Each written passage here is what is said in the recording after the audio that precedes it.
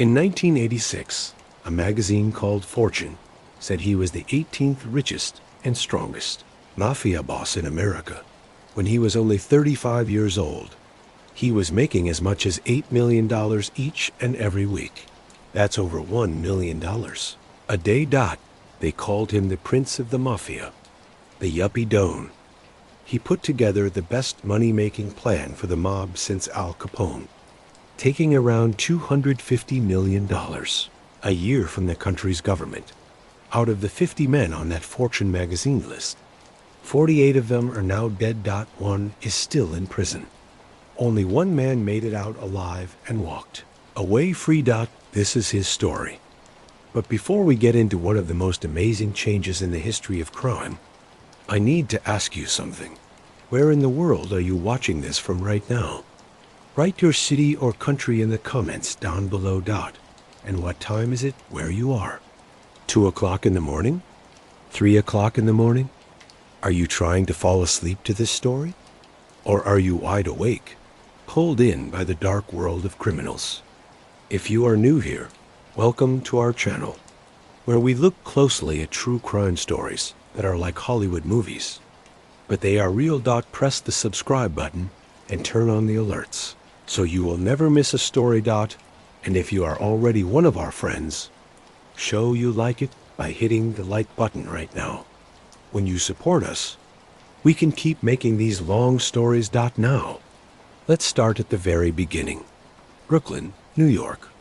On May 27, 1951, a baby boy was born in Brooklyn, New York. The paper that proved he was born would later say his name was Michael Franzese, but the way he came into the world was much more difficult than that simple paper showed. His mother, Cristina Capobianco, was only 16 years old when she was going to have a baby. In the old-fashioned Italian-American world of Brooklyn after the war, this was a big problem that could bring embarrassment to her whole family. The father of the baby was John Franzese, who was known in some groups as Sonny Franzese.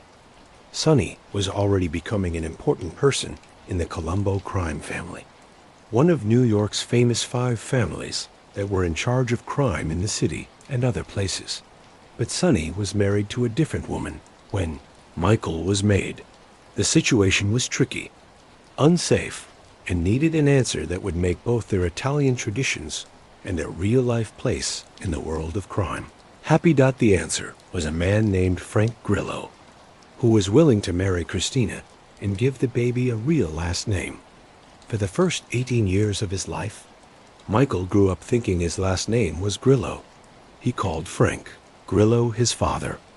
But there was always a feeling in their house, a secret that was never said out loud, that stayed in the quiet moments between words. Sonny Franzese came to visit a lot, but young Michael did not know the real reason for their connection until he was old enough to understand the quiet talks and secret looks that the grown-ups in his life shared. Brooklyn in the 1950s and 60s was like its own world. In places like Bensonhurst and Bay Ridge, where Michael grew up, people spoke Italian as much as they spoke English. The neighborhood clubs were not just places to play cards and drink coffee. They were the secret main offices for crime. Groups that reached all over the country. Kids, playing on the streets, knew which men to respect, which cars to avoid, and which talks to act like they did not hear. It was a world made of rules that were not written down, and things that were understood without being said. Young Michael was a smart kid who paid attention to everything. He did very well in school, especially in math and science. While other boys his age wanted to be baseball players or firefighters, Michael had a bigger dream. He wanted to be a doctor. It was a dream that seemed almost too hopeful because of his family's life. But it was real and something he wanted very much. He imagined himself in a white coat, helping people, and making a good living with his smarts and hard work, instead of using the ways he saw the men around him use. Michael was about 18 years old The truth about his parents was finally told to him. Sonny Franzese was not just a friend of the family or a far-off relative. He was Michael's real father. The man Michael had called father. For almost 20 years, Frank Grillo had been acting in a big family play made to keep everyone safe from problems and judgment. Being told this changed everything. In just one talk, everything Michael knew about who he was, his place in the world, and his family was completely changed. But with this, confusion about who he was came a new idea of who Sonny Franzese really was. Sonny was not just a tough guy in the neighborhood or a small-time criminal. He was a high-up boss in the Colombo crime family. It was one of the strongest crime groups in the world. He was a man the police accused of being part of 30 to 35 murders, but he was only charged for one and was found not guilty. He was a man who was known for being violent and smart wherever he went. He was a man who had dozens of people who worked for him and were completely loyal, and he made his enemies truly scared. The feeling in Michael's home when he was growing up had been created by Sonny's dangerous job, even when Michael did not fully understand it. The police were always a part of their lives. FBI agents followed Sonny everywhere. Police officers came to family parties to ask questions and show they were there.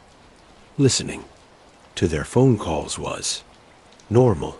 Young Michael learned to see the police not as people who protected everyone, but as enemies, as people who were trying to hurt his family. It was us against them, and the police were for sure them, even though he was part of organized crime, or maybe because of it. Sonny Franzese had special dreams for his son. He did not want Michael to be like him. He wanted something better for his boy. He wanted Michael to go to school, to get a real job, to live without always having to watch out for enemies or government agents. It was the usual dream of someone who moved to a new country. But seen through the special life of a mafia boss, the son should have the chances the father never got, and should get away from the life of violence and crime that the older people had lived. Michael seemed ready to make that dream come true. He finished high school with good grades and got into Hofstra University on Long Island, where he started studying to be a doctor. He was on the way to becoming Dr. Michael Franzese, a respected doctor, a man who saved lives instead of taking them. He went to his classes, studied the human body and chemistry, and thought of a future that had nothing to do with the world of crime that had been part of his childhood. But you can't always escape the past. The past, like people say, is never really over. And in 1967, when Michael was 16 and still in high school, something happened that would completely change the path of his life. Sonny Franzese was arrested, put on trial, and found guilty for his part in planning a number of bank robberies. The punishment was terrible: 50 years in a government prison. Sonny said he was not guilty, saying that mean lawyers and witnesses who couldn't be trusted had set him up. But whether he was guilty or not, the ending was the same. The main person who made money from Michael's family was suddenly gone, locked up in a government prison with very little real chance of ever getting out. The money problems for the family started right away and were very bad. Any money Sonny had saved up was quickly used for lawyer bills and the normal costs of living. Christina, Michael's mother, had a hard time taking care of the house. Michael's younger brother and sisters needed food, clothes, and school. The nice life they had known, paid for with Sonny's illegal money, started to fall apart. Michael, who was at Hofstra and trying to follow his dream of being a doctor, felt more and more pulled between his own dreams and his family's serious needs. The early 1970s was a time of change in America. The hippie movement was happening. The Vietnam War was ending, and people were questioning and fighting against old ways of doing things. But in the closed-off world of crime, where Michael Franzese now found himself being pulled in more and more, the rules and old ways had mostly not changed from the years before. Being loyal, having honor, and family were still the most important words. Family was still more important than anyone else, and a son's job to help his father was seen as very important. Michael was about 23 years old, somewhere around 1974, when he made the choice that would shape the rest of his life. He was still going to Hofstra, and it seemed like he was still studying to be a doctor. But he was thinking about other things more and more. His family needed money. His father's crime group, which Sonny had built for many years, was in trouble without its leader. Partners and workers who had listened to Sonny did not know what to do. They were in danger of being taken over by other crime. Families, something had to be done. Michael went to see his father in prison. It was not a simple trip. Long drive to the government prison, the safety checks, the embarrassment of being checked and treated like a possible criminal himself. But it was something he had to do. Father and son sat facing each other in the visiting area, talking in the secret way that all smart criminals use when they know their talks might be listened to. Sonny was very direct with his son in a way that must have been both scary and easy to understand. Can you kill someone if you have to? Sonny asked. It was not a pretend question. Some deep talk about what is right and wrong. It was a real question about if Michael was ready to join a world where being violent was not just possible, but sometimes needed. In the Mafia, a man who could not do what had to be done, including being violent when needed, was a problem. He was a weak spot that could put everyone else in danger. Michael thought about the question. He later remembered that he did not answer right away, did not give a quick, brave-sounding answer without thinking. He thought about it very seriously, because he knew that his answer would decide what he did next. Finally, he answered, if the situation is right. It was a yes with a condition, but it was still a yes. It was good enough for Sonny. It was good enough to start. Michael's change from a future doctor to a full member of the Colombo crime family. Michael left Hofstra University. The dream of being a doctor, of having a real job and a good life, was put away. He told himself it was just for a little while, that he would help his family get money again, and then go back to school. But deep inside, he probably knew the real story. Once you go into that world, once you take that first step over the line that separates a legal life from a criminal one, it becomes much harder to go back. The pull of organized crime pulls you in deeper and deeper until you are so far in that you can't see a way out anymore. Michael started taking over his father's illegal businesses. He started with the simple things, lending money at very high rates, taking bets on sports, and running illegal lottery games. These were the basic money-making parts of the Mafia, the everyday work that brought in regular money. He met with his father's old friends and made it clear that even though Sonny was in prison, the Franzese name was still respected and still needed loyalty. Some of these men were old enough to be Michael's father, tough criminals who had been in this life since before Michael was born, but they accepted him because he was Sonny's son, because family mattered, and because he showed he was good at the work in a way that even surprised him. Michael found out that he was good at the crime business. His smarts, which could have made him a great doctor, instead made him a very good mobster. He understood math, which helped him make deals and figure out risks. He had a natural charm that helped him talk with both the people who worked for him and others at his level.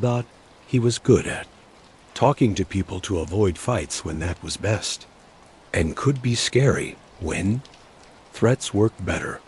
The things that would have helped him in a hospital office helped him just as much in the back rooms of clubs and the secret meetings where criminal plans were made. Thus, money started coming in again. Michael sent money to his mother, made sure his brother and sisters were okay, and started to save his own money. He was making more money in a month than most people with real jobs made in a year. The cars he drove got better, the clothes he wore got more expensive, and his life became fancier. He moved from his family's simple house to a better one. He started to get noticed by the leaders of the Colombo family as someone who could do great things, someone who could be more than just the son of a respected boss. But there was a heavy feeling in his mind from these choices that Michael could not completely get rid of. He had turned his back on his own dreams. He had picked a path that his father, funny enough, had hoped he would not take. Every time he did something illegal, every time he scared someone or collected money by scaring them, every time he was part of the planned wrongdoing that was the Mafia's main business, he was getting further from the person he once thought he would be. The fight inside him would go on for years, not completely figured out until much later in his life. But even in these first days, there was a part of Michael that knew he was giving up something very important about himself. But the pull of family, the exciting feeling of money and power, and just the push of choices he had already made, kept moving him forward. Michael Franzese was now in the life, as they called it, and the life had its own way of working, its own needs, its own terrible and tempting things. In 1975, when he was 24, Michael Franzese went through the special ceremony that would connect him to the Mafia for what was supposed to be the rest of his life. He was officially made a full member of the Colombo crime family, saying the promise that had been said by thousands of men before him, a promise that started in Sicily and had been brought over the ocean to the streets of New York. The ceremony to join is one of the most secret parts of organized crime. Men who do it are not allowed to tell the details to people outside, or they will be killed. But over the years, from different people who left and police work, the basic parts of the ceremony have become known. Michael later said he felt very excited and happy during his joining ceremony, caught up in the seriousness of the moment. The ceremony usually happens in a private place, often in the basement of a club or a hidden room in a restaurant. After it closes, the person joining is brought to the family's leaders. In Michael's case, this would have been the family's boss, underboss, and different captains. Other full members would be there as witnesses. The feeling is serious, almost like a church service in its formal way. This is the Mafia's special ceremony, their holy moment. The finger of the person joining is pricked with a pin or a small knife. Blood is drawn. The blood is wiped on a holy card, usually of a saint. Sometimes it's the Virgin Mary. The card is then lit on fire, and the person holds the burning card in his hands while he says the promise.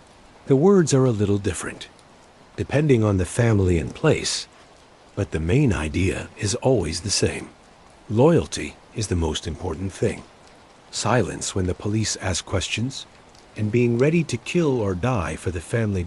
As the card burns, the person is told that this is how he will burn if he ever turns against the family. The promise makes a connection that the Mafia thinks is more special than marriage, more important than family connections with people outside the group. From this moment on, the family comes first, always before your wife, before your children, before your parents, before God himself. It is a total promise meant to go on until death.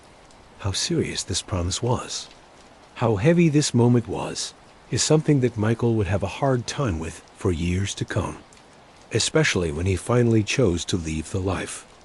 After he joined, Michael was told to be taught by Joseph Fittipaldi, known as Jojo, a respected member of the family. Jojo was supposed to teach Michael the small details of how to act in the Mafia. The unwritten rules for how members talk to each other, the right ways to show respect to leaders, and get it from those below him. But the teaching did not last long. Jojo was arrested on government charges not long after Michael joined, and Michael was basically left to learn things on his own, learning by watching and sometimes making mistakes. Michael moved to Long Island, setting himself up in an area that would become his main place of work. Long Island in the 1970s was growing a lot. The towns were getting bigger. New businesses were opening. Money was coming into the area for a smart and driven young mobster. It was a place full of chances.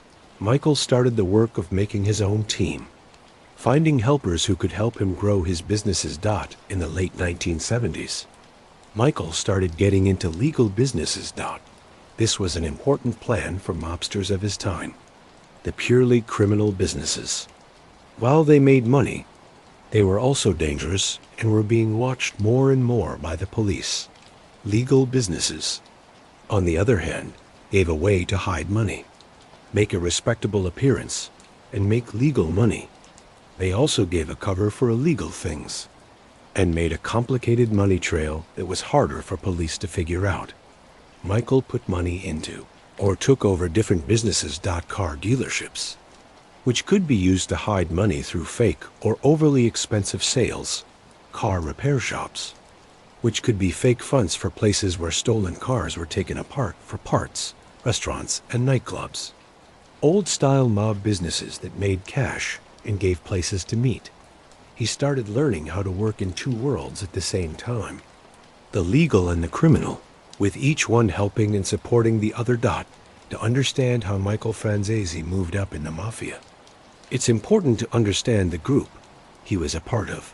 The Colombo crime family was one of the 5 families that had been in charge of crime in New York since the 1930s, when the American Mafia was officially set up after the Castellammarese War.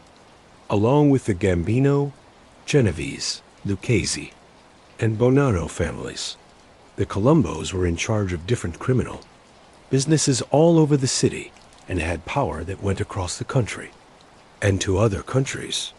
The family had been started by Joseph Profaci and was later led by Joseph Colombo, who it was eventually named after. But the Colombo family had gone through a lot of trouble in the early 1970s. In June 1971, Joseph Colombo had been shot in the head at a rally for Italian Americans. In Columbus Circle, the shooting left him unable to move, and in coma. He would stay in that state for 7 years before he finally died in 1978.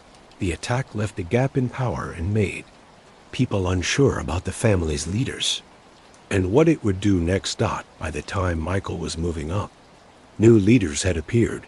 The family was becoming stable again.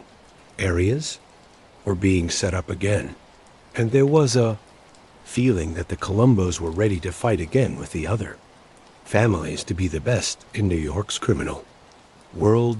This was the world Michael worked in, a world of complicated friendships and quiet fights, where you could earn respect by being violent or by being good at business.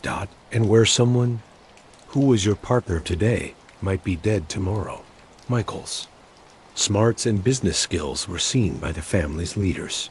He was not just another street fighter or muscle for hired. He had ideas, he had drive, and he was making a lot of money for the family. He started going to meetings with higher-up members of not just the Colombo family, but other families too. This was where Michael got his first experience of the bigger mafia world, the complicated network of New York's organized crime. One important meeting from this time was with John Gotti, who at the time was just a worker in the Gambino family. Years before he would become the boss, Michael met Gotti and Angelo Ruggiero, another Gambino helper, at a flea market in Bay Ridge. There was some kind of argument, the details of which are not as important as what it showed about how Mobsters acted. Even a simple meeting could become a test of strength, a check of respect, a chance to show you were strong or be embarrassed. Michael did well in this meeting, making it clear that even though he was young, he was not someone to mess with. These years, the late 1970s, were very important for Michael. He was learning the business of being a mobster. Not just the violence and scariness that people connect with the mafia, but the more normal and just as important parts. How to set up criminal businesses, how to manage the people who worked for him, how to talk with enemies. How to look like a legal business while doing illegal things. How to handle money in ways that lowered the risk of being caught by the police. He was basically getting a top-level degree in organized crime, and he was showing that he was a very good student. Franzese name already meant a lot because of Sonny that Michael was making his own name separate from his father's story. He was becoming known as someone who could make money, who was smart, who was dependable, who could be trusted with more and more important jobs. And the Colombo family leaders were noticing. In 1980, at only 29 years old, Michael Franzese did something amazing in the world of organized crime. He was moved up to the level of caporegime, a captain in the Colombo family. This made him one of the youngest captains in the family's history. It was an amazing accomplishment that showed both his skills and the money he was making for the group. A captain in a mafia family is an important job. He is not just a worker taking orders. He is a leader with his own team of both full members and helpers working for him. Michael's team eventually got as big as about 300 men. These were not all full members. The inside group of joined mafiosi. Most of them were helpers, men who worked for the family in different ways, but had not said the promise and been officially joined.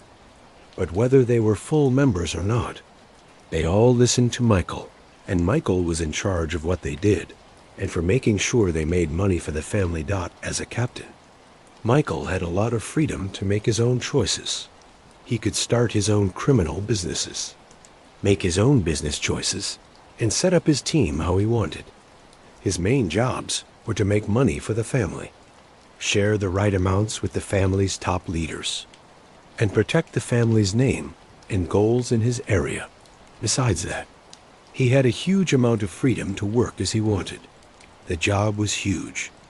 With 300 men working for him, Michael was basically running a medium-sized criminal company. He had to solve arguments between the people who worked for him, protect them from enemies, sometimes punish them if they did things that hurt the family's goals, and always be looking for signs of disloyalty or weakness that could put everyone in danger. He had to meet with other captains regularly to plan things and avoid fights. He had to report to the family's leaders, explaining his businesses and sharing the profits. The power that came with being a captain was very exciting.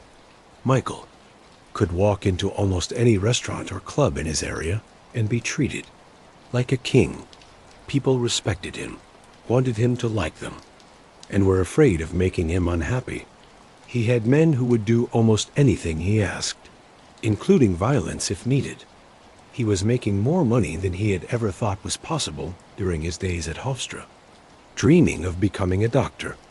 He was living in expensive houses, driving fancy cars, wearing custom-made suits, and was around people that included not just other mobsters, but also athletes, singers, and business people. But there was also always pressure. The life that people see in movies like Goodfellas or The Godfather has some glamour, but the real story is more complicated and much darker. Michael had to always be careful. Enemies in his own family might try to hurt him. Members of other families might try to take over his area. The police were always watching, looking for any chance to bring charges. Helpers and full members could switch sides, become secret helpers for the police, wearing wires and collecting proof. Trust was something that had to be handled very carefully, because trusting the wrong person could mean prison or death. The two sides of Michael's life during this time were very clear. He was running legal businesses and criminal businesses at the same time. He had money in car dealerships, leasing companies, car repair shops, restaurants, nightclubs, construction companies, and many other businesses. Some of these were completely legal, run by honest workers, and making legal profits.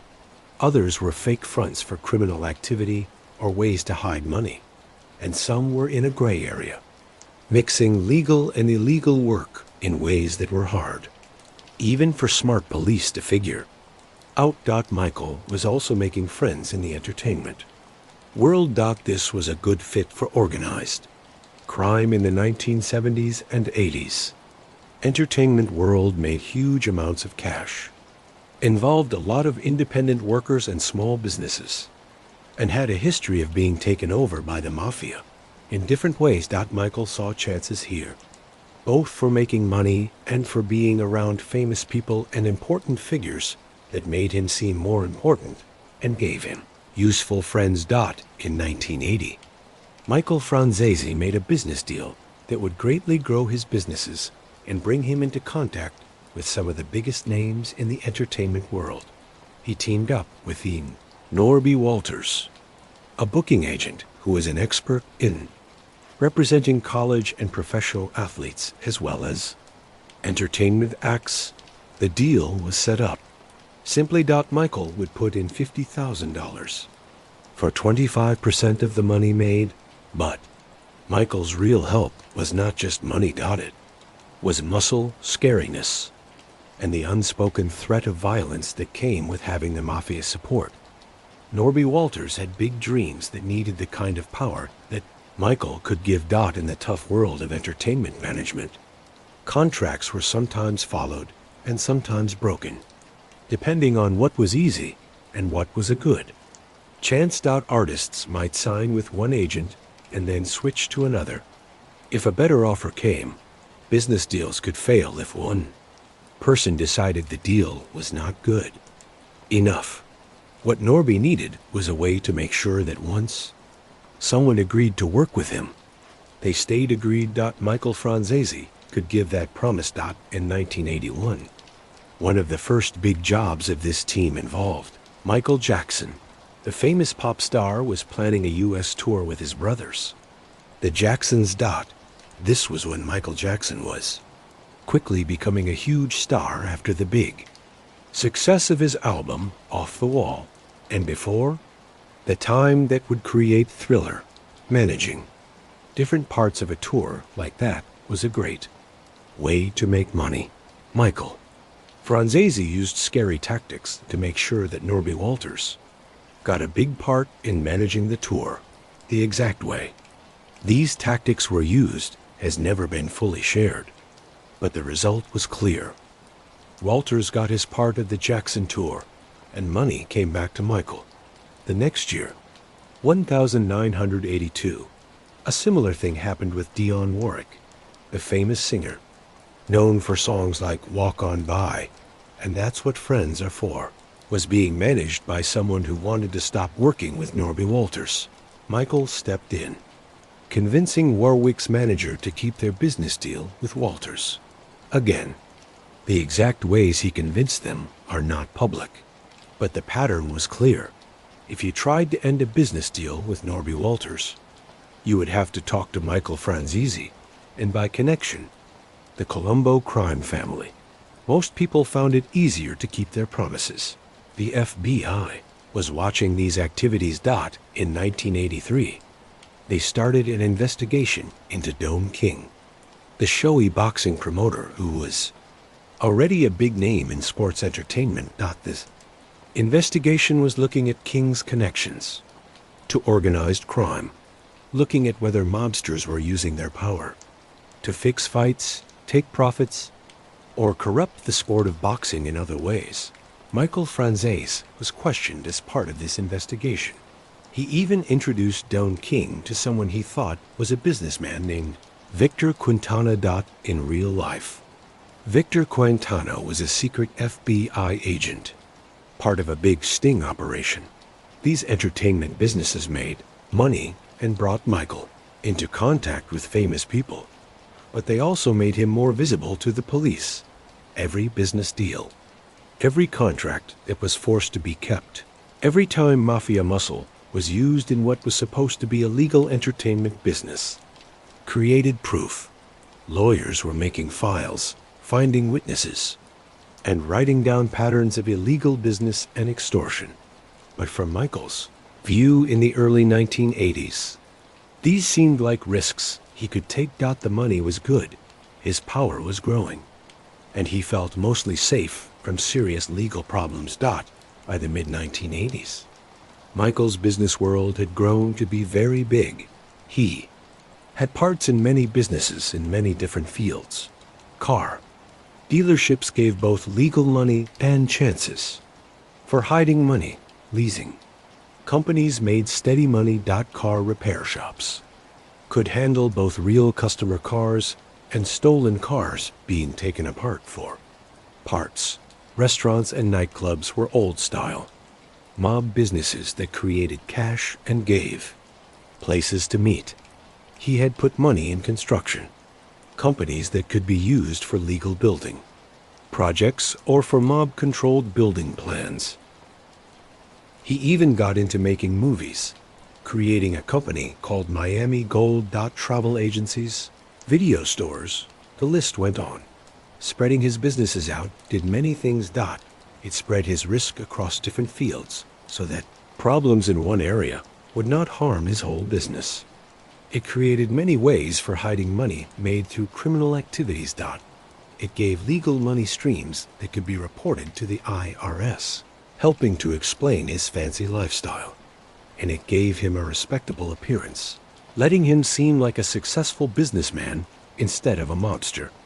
But all of these legal businesses, as great as they were, would be small compared to what came next. In 1981, Michael Franzese was offered a chance that would make him more money than he had ever dreamed was possible. That would make his name as one of the most successful mobsters in American history when it came to money. And that would end up being the main focus of the biggest government investigation into organized crime since the days of Al Capone in 1981.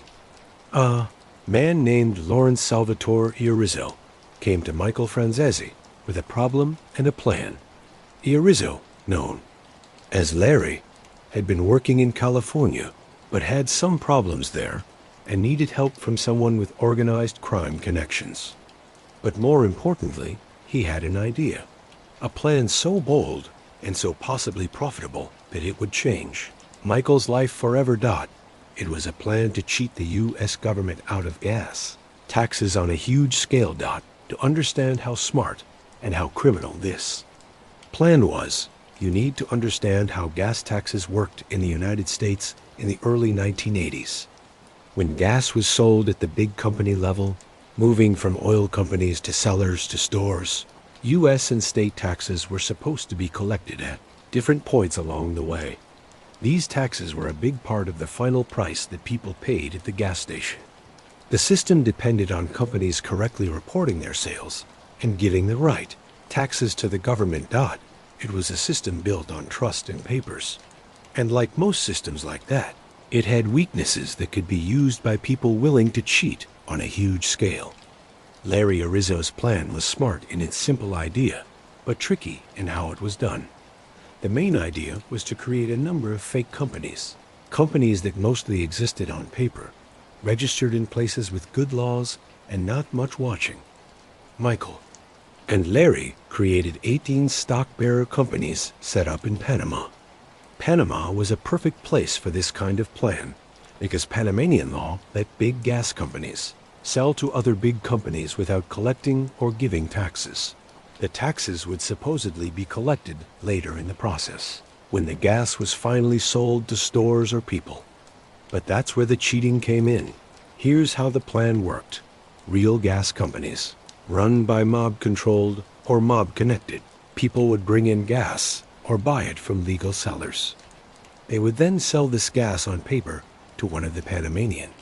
Fake companies, writing down the sale correctly and showing that no taxes were collected because it was a sale from one big company to another. The fake company would then sell the gas on paper to another fake company, and then to another, creating a complicated paper trail that made it hard for police to follow the real path of the money and product out in the end. After going through several fake companies, the gas would be sold to a final fake company that would be named as the one responsible for paying the taxes. This final company would sell the gas to legal gas stations, who would sell it to people. The gas stations would report the sales correctly and would look like they were following all the rules. But the fake company that was supposed to give the collected taxes to the government never would. When the tax collectors tried to collect, they would find that the fake company had no real money, no real location, often no one who could even be called. The company would say it was broke or just disappear. In the meantime, the gas had already been sold to people. The gas stations had paid for it and sold it.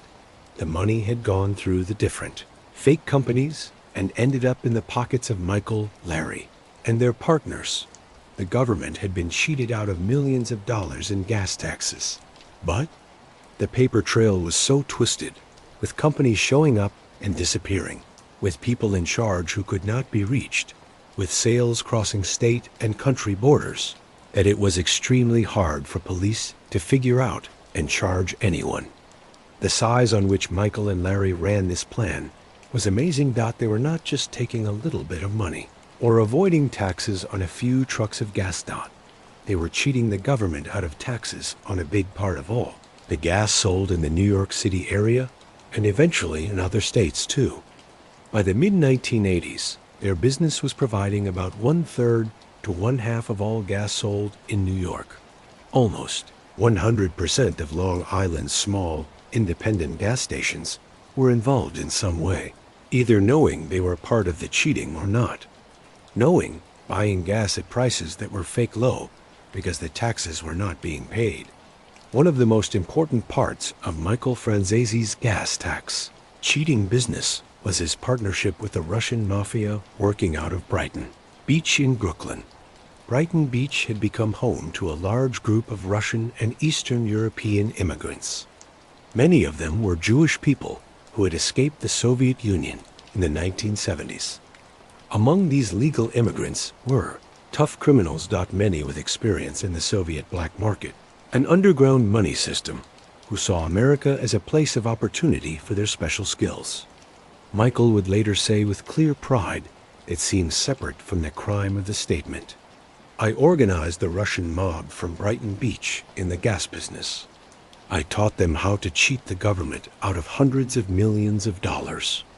This partnership between the Italian Mafia and the Russian Mafia was a bit strange for that time. The old five families had usually been exclusive, working mostly with other Italian Americans and treating outsiders with distrust. But Michael saw that the Russians brought certain good things to the business. First, they were eager. Many of them were new to America and wanted to make money fast. They were willing to take risks that more settled criminals might have avoided. Second, they had skills and connections that were useful. Some had experience with faking papers and money cheating from their time in the Soviet Union. Others had connections to Russian immigrant groups across the country, which helped the business grow beyond New York. Third, and maybe most importantly, Michael truly believed they were the best partners he had ever worked with.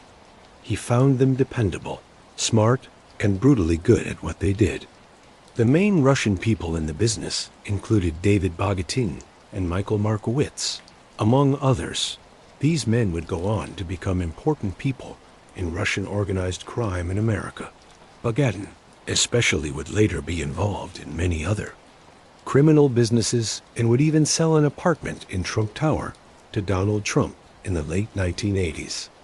A sale that would later bring up questions about possible money hiding. But in the early 1980s, these men were Michael Franzese's partners in what was becoming the best money-making organized crime business since the time of Prohibition. The partnership worked well, with Michael giving the main structure and the protection that came from being part of the Colombo crime family, while the Russians gave much of the working muscle and day-to-day running. The group, as it came to be called, grew quickly. What had started as a business mostly in New York quickly spread to other states. They set up businesses in New Jersey, Pennsylvania, and Florida, among other places. Wherever there were gas stations and the chance to use the same weaknesses in the tax system, the group moved in. The Russians also brought a level of violence and scariness that impressed even tough Italian mobsters. If someone tried to compete with their business or get in the way of their business, the reaction was fast and often brutal. Gas station owners who fought back were threatened or sometimes beaten up. Competing sellers found their trucks stolen or their businesses attacked. The mix of Italian mafia structure and Russian mafia brutality created a business that was in charge of its market and made amazing amounts of money. The amounts of money made by the gas tax cheating plan are hard to imagine. When government lawyers and tax collectors finally started to understand the full size of the business, they were amazed by the numbers. Different guesses exist, and they are different based on the source and the time period looked at, but even the smallest guesses show that this was one of the best money-making criminal businesses in American history. Official government guesses presented during different court cases suggested that Lawrence Iorizo was making about $45,000 a month from the business. This was his 25% share. Michael Franzese, holding the other 75%, was making an estimated $1, $25 million a month. These were the numbers that lawyers felt they could prove with money records and witness stories. On a yearly basis, this would have meant Michael was making about $15 million a year from the gas plan alone. But these official guesses are almost for sure low. They show what lawyers could prove in court, not necessarily the real amounts.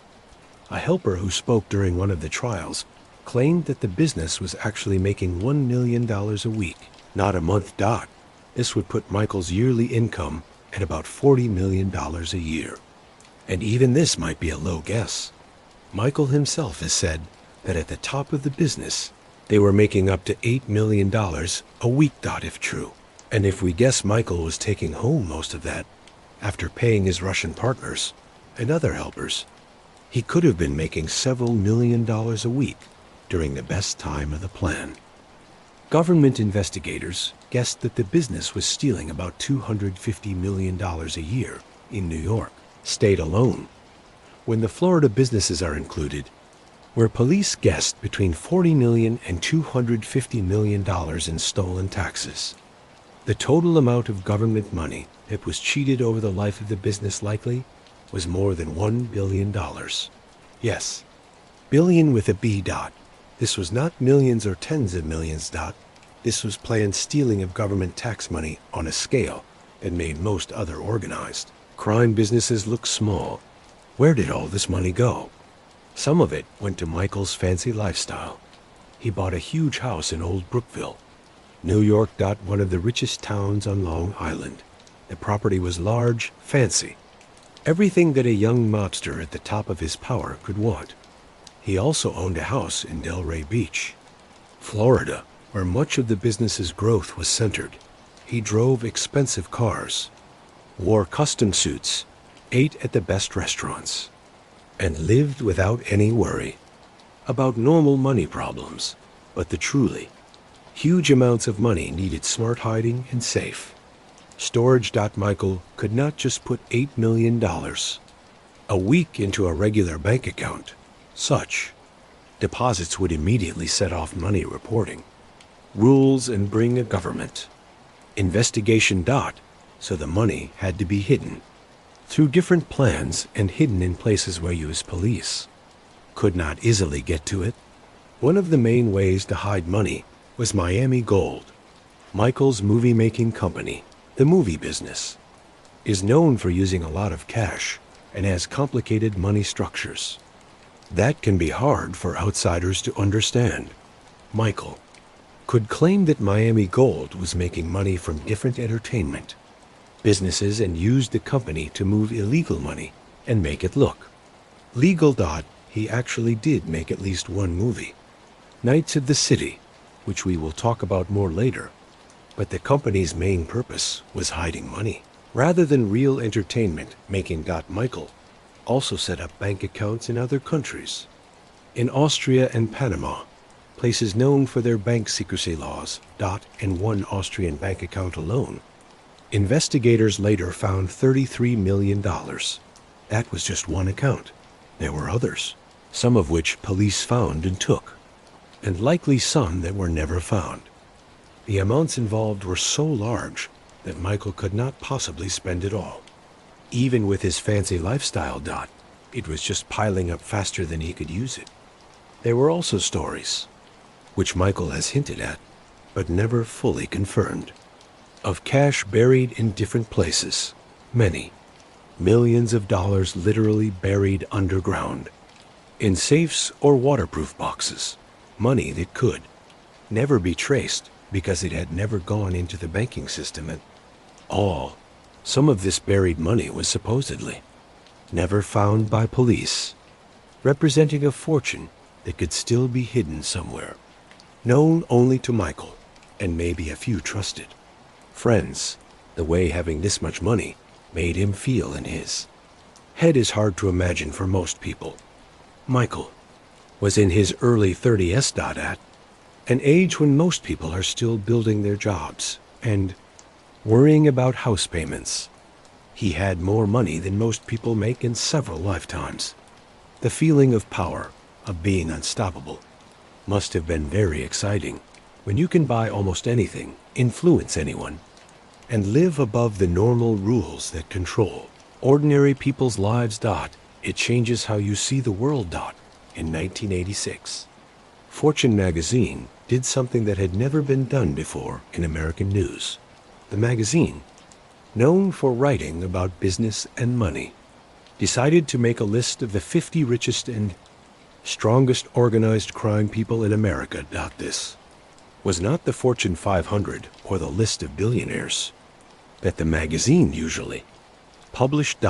This was a look at the criminal world, an attempt to measure and rank the men who had gotten huge fortunes through illegal ways.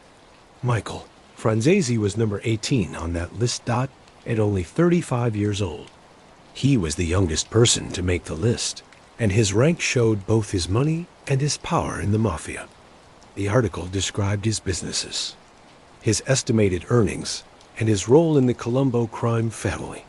For Michael, being on this list was both a reason to be proud and a complete disaster. Proud because it was a recognition of his success. An admission that he had built something truly amazing in the world of organized crime. Disaster because it made him a target. Vanity Fair magazine also noticed Michael, publishing articles that called him the second biggest money earner since Al Capone, only behind the legendary Chicago gangster who had built a bootlegging empire during Prohibition. They called him the yuppie don and prince of the Mafia, names that showed both his youth and his smart way of doing organized crime.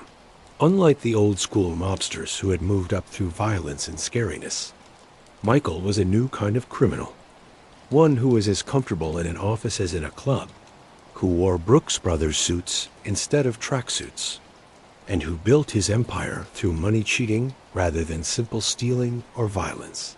The media attention, while nice in some ways, was terrible from a practical point of view.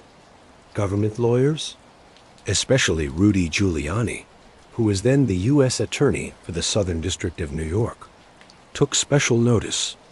Giuliani had made fighting organized crime a main part of his job as a lawyer.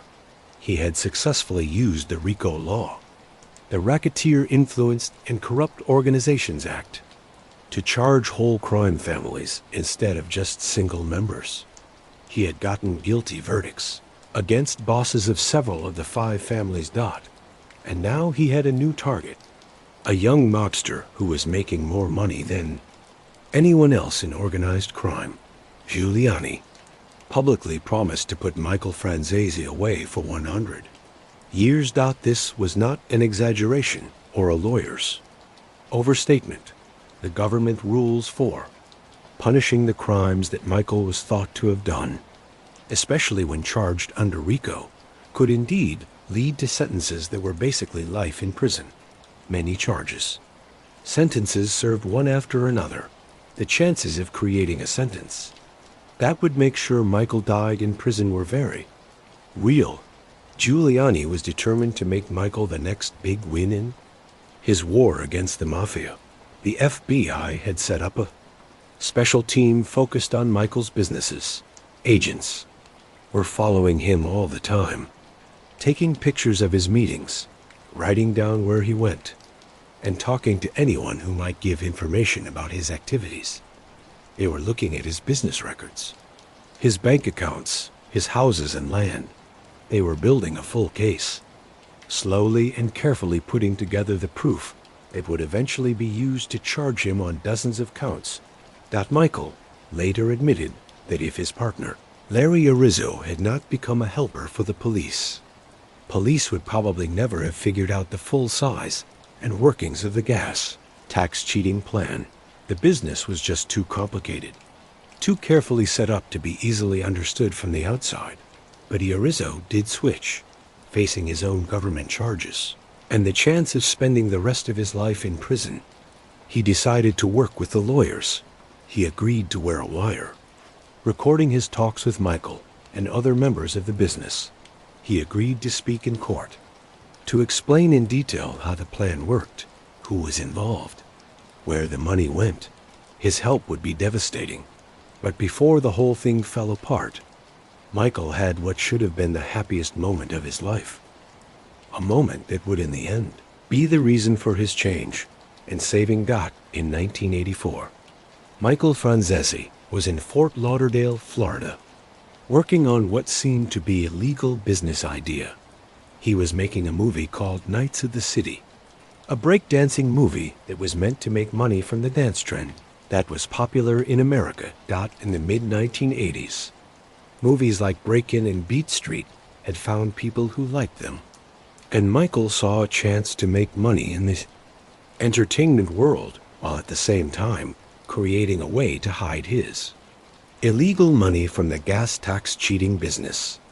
Movie making was based in Fort Lauderdale, and Michael was spending a lot of time there watching over the filming, meeting with directors and producers, and generally acting like a movie producer.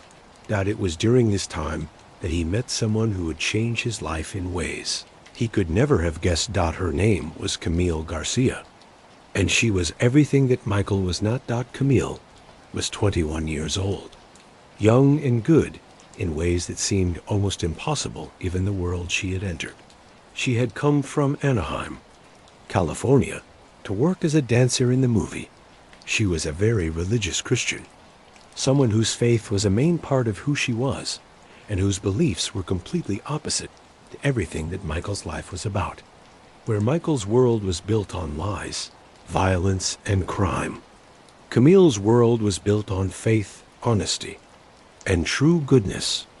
Where Michael moved through constant danger and doing things that were wrong, Camille lived with a simple and clear purpose that was strange to him. Michael was immediately taken by her. He later described being captivated by her innocent beauty and faith. 4. A man who was surrounded by people who wanted something from him, who were either afraid of him or trying to use him, who saw him mainly as a source of money or power or protection. Camille was something completely different. She saw him as a person, not as a mob captain or a criminal or a source of money. And maybe more importantly, she saw the chance for him to be something better than what he was. They were attracted to each other, though Camille must have known, at least a little bit, of the danger and difficulty of getting involved with someone like Michael. Even if she did not know the full story of his criminal activities, she for sure knew that he was connected to organized crime, that he lived a life that was against everything she believed in. But there was something about Michael that pulled her in, maybe a basic goodness that she could feel under the surface, or maybe just the strange attraction that sometimes happens between two people who should have nothing in common but somehow work together. They started a relationship that must have been very strange for both of them. Michael, who was used to getting whatever he wanted through money or scariness, found himself in a situation where neither of those things worked. Camille could not be bought or scared. She only responded to real feelings and true connection. For maybe the first time in his adult life, Michael had to be real with someone, had to show real weakness, had to connect with another person on terms that were not set by his place in the mafia world. Camille's effect on Michael started right away.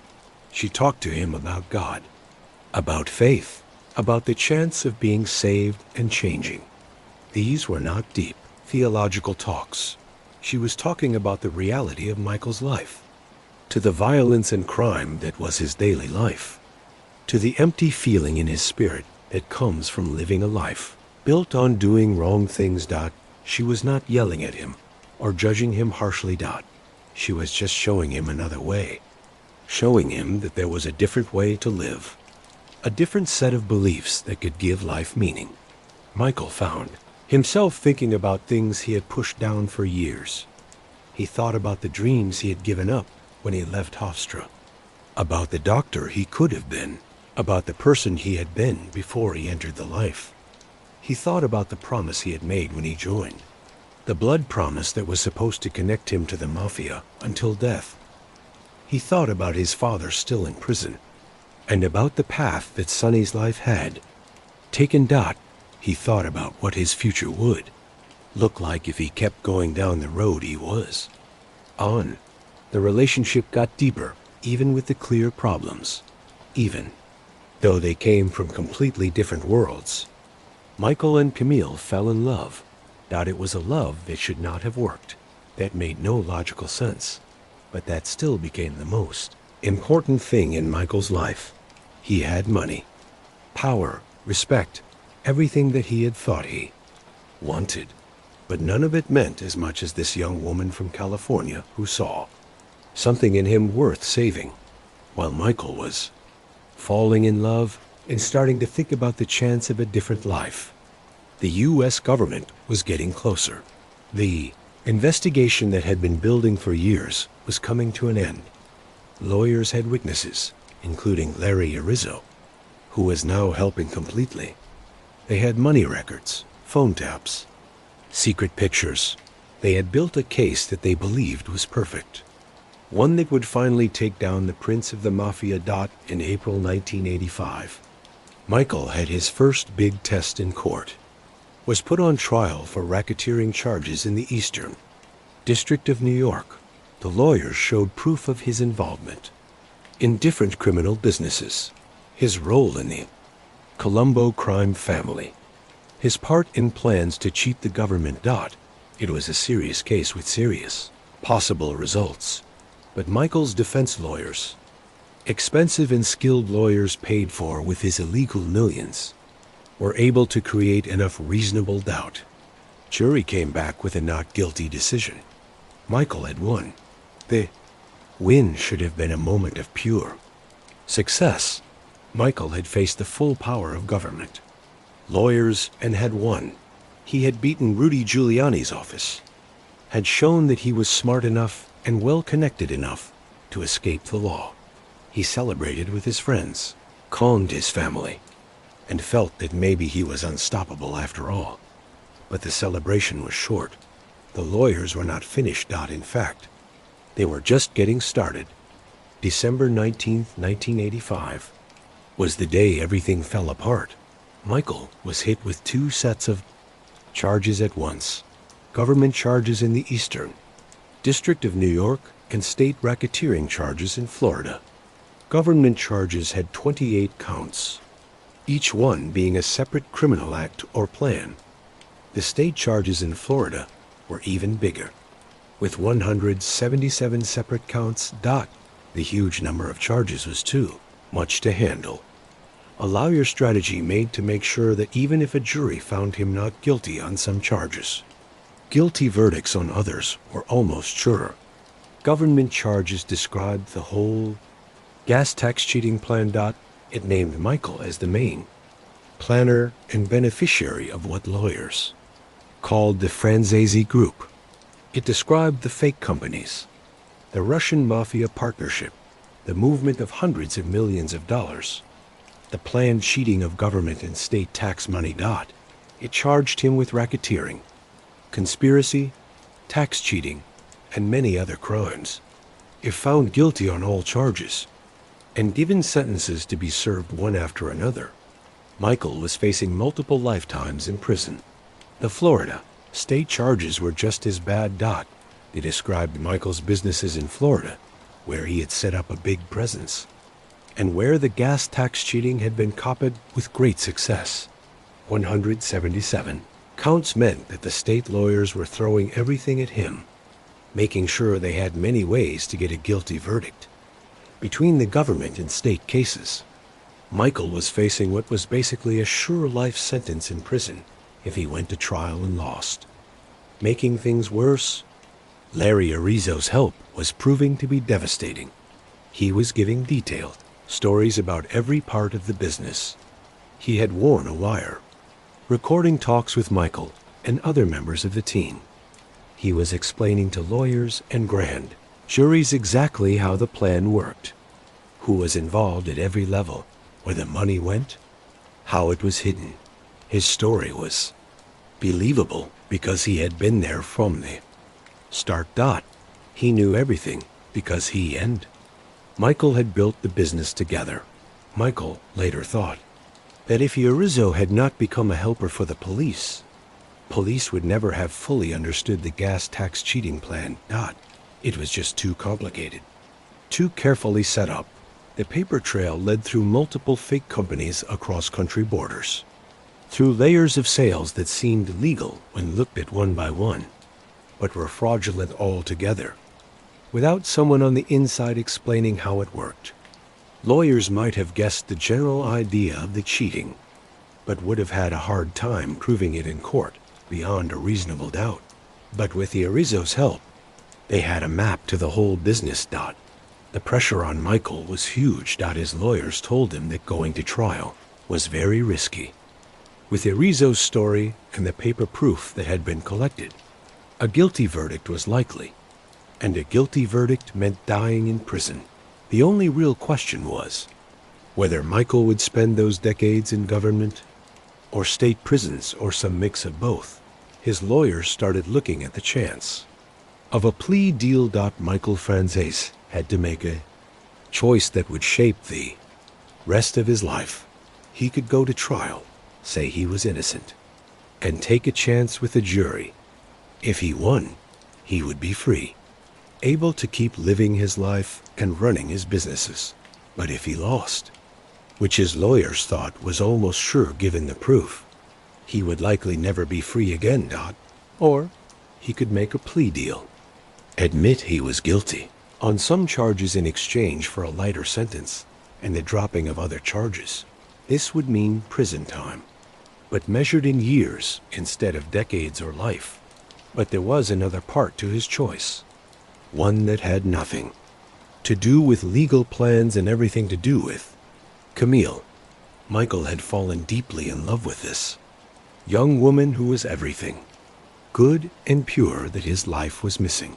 She had kept talking with him about faith, about being saved, about the chance of leaving the mob and building a legal life.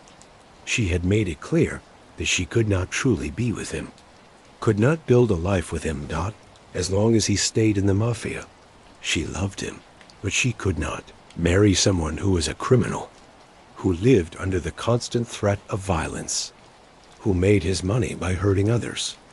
On March 21st, 1986, Michael Franzese stood in a government court and made his plea. He pleaded guilty to one charge of racketeering conspiracy and one charge of tax conspiracy. In return, the government agreed to drop the other 26 government charges. The sentence they agreed on was 10 years in a government prison and paying back $14.7 million to the U.S. government. He also agreed to sell everything he owned, including his huge house in Old Brookville and the Miami Gold movie-making company. With the money from the sale going to pay back what he owed the Florida state.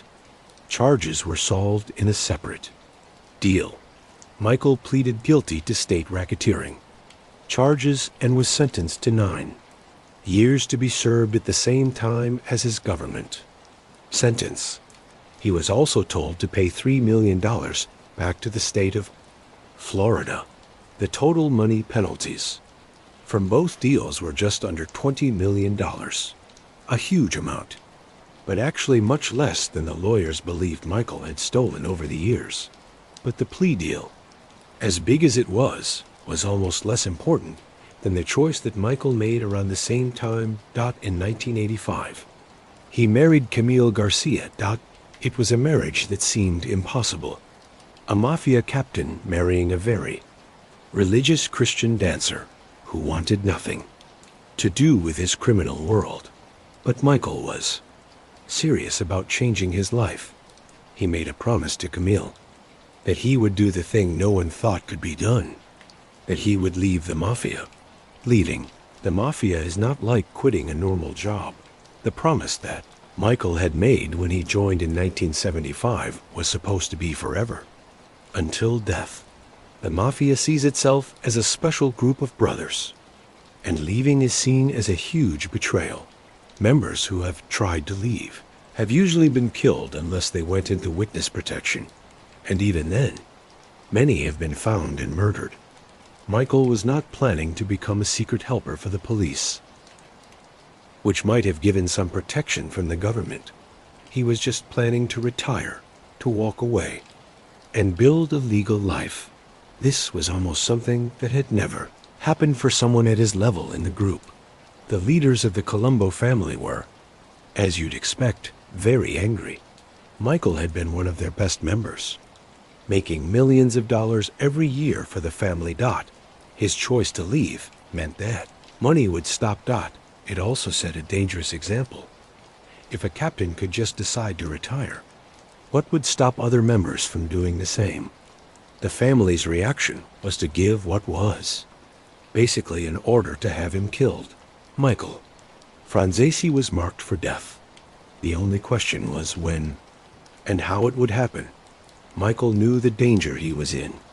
He also knew that by pleading guilty and agreeing to prison time, he was, at least for a while, moving himself away from the immediate danger. In prison, he would be somewhat safe. The mafia could still get to him inside if they were really determined, but it would be harder and would get more attention than a killing on the tee. Streets. Prison would give him time to figure out what to do next. Time for the first anger about his leaving to possibly calm down. Time for the family to maybe find other things to worry about. On a deeper level, Michael was going through a huge fight in his mind. He later said that even though he had not hurt anyone directly, he felt like he had broken his promise. The promise he had made during his joining ceremony had been special to him. He had sworn on his blood, on his honor, on everything that was important to him at the time. Breaking that promise, even for the right reasons, even to save his soul and build a life with Camille, felt like a huge betrayal of something basic to who he was. The guilt was too much to handle. Michael Franzese went to a government prison in 1986, starting what was supposed to be a 10-year sentence. He was sent to a medium security prison with other non-violent criminals. Violent criminals, drug dealers, and other mobsters. Prison is a dangerous place for anyone, but especially for someone with Michael's background. He was well known, had made enemies during his time on the streets. and now had a price on his head from his own crime family. He had to always be careful, watching for dangers from other inmates who might be trying to become famous by killing. The old prince of the mafia got the torture in his mind from being in prison was worse than the physical conditions. Michael was bothered by guilt over betraying his promise to the Colombo family. He had bad dreams about the life he had lived, about the people he had hurt indirectly through his criminal activities. The gas tax cheating might have seemed like a crime with no victims, just stealing from the government. But Michael was starting to understand the bigger results. That stolen tax money was money that should have gone to schools, roads, and public services. His crimes had hurt normal people, even if he had never met them or threatened them directly. He was also struggling with who he was. For more than 10 years, Michael's idea of himself had been connected to being a full member of the mafia, a captain with a team of 300 men, someone who was respected and feared. Now he was just another inmate, a prisoner with a number, having to obey guards and the prison leaders. The power he had once had seemed like a far-off dream. The money he had gathered was gone, taken by the government or hidden in places he could not get to. The life he had known was overdone. It was during this dark time that something unexpected happened. A prison guard, someone whose name Michael has never shared, gave him a Bible. It was a simple act, maybe done out of Christian kindness, or maybe just because he felt this particular prisoner was struggling and might get something from some spiritual reading. But the timing was perfect. Michael, who had been raised Catholic but had not been very religious during his criminal years, started reading God. He started with the New Testament, reading the Gospels and learning about Jesus' teachings, the message of being saved, of being forgiven for even the worst sins, of the chance of changing and starting a new life. Spoke directly to Michael's situation. He read about Paul, who had hurt Christians before having a big change and becoming one of the faith's greatest supporters. He read about Peter, who had denied Jesus 3 times, but was forgiven and became a rock on which the church was built. He read story after story of flawed, sinful people who were changed by faith and given second chances. Michael started going to church services in the prison. He talked with other inmates who were Christians, men who had also lived criminal lives, but who had found faith in prison. He prayed, something he had not done sincerely since he was a child. Little by little, slowly, often with great difficulty and going back to old ways, Michael began to experience what Christians call a conversion, a complete changing of the direction of his life toward God. This was not a sudden big moment like Paul on the road to Damascus. It was a process, painful and hard, of facing his sins, asking for forgiveness, and trying to figure out what it meant to live as a Christian. While in prison for racketeering and cheating, he wrote letters to Camille, sharing his spiritual journey with her. She encouraged him, sent him books and religious materials, and continued to be the support that kept him focused on building a better future. In 1989, Michael faced another hard choice. Government lawyers came to him about speaking against Norby Walters, his old partner in the entertainment business. Walters was facing trial on charges related to their plans involving athletes and entertainers. The lawyers offered Michael protection from being charged on related crimes if he would speak about their partnership and Walters's activities. This was different from being a general helper against the mafia, but it was still testifying, still working with the police in a way that broke the code of silence. Michael agreed to testify. He reasoned that he was already out of the mafia, already in prison, and that speaking against Walters, who was not a full member of any crime family, was not the same as speaking against Mafiosi. It was a small difference. and some in the criminal world would not have seen any difference. But Michael felt he could explain it, especially since the testimony helped get his own protection and might lead to an earlier release. Norby Walters was found guilty and fined $395,000.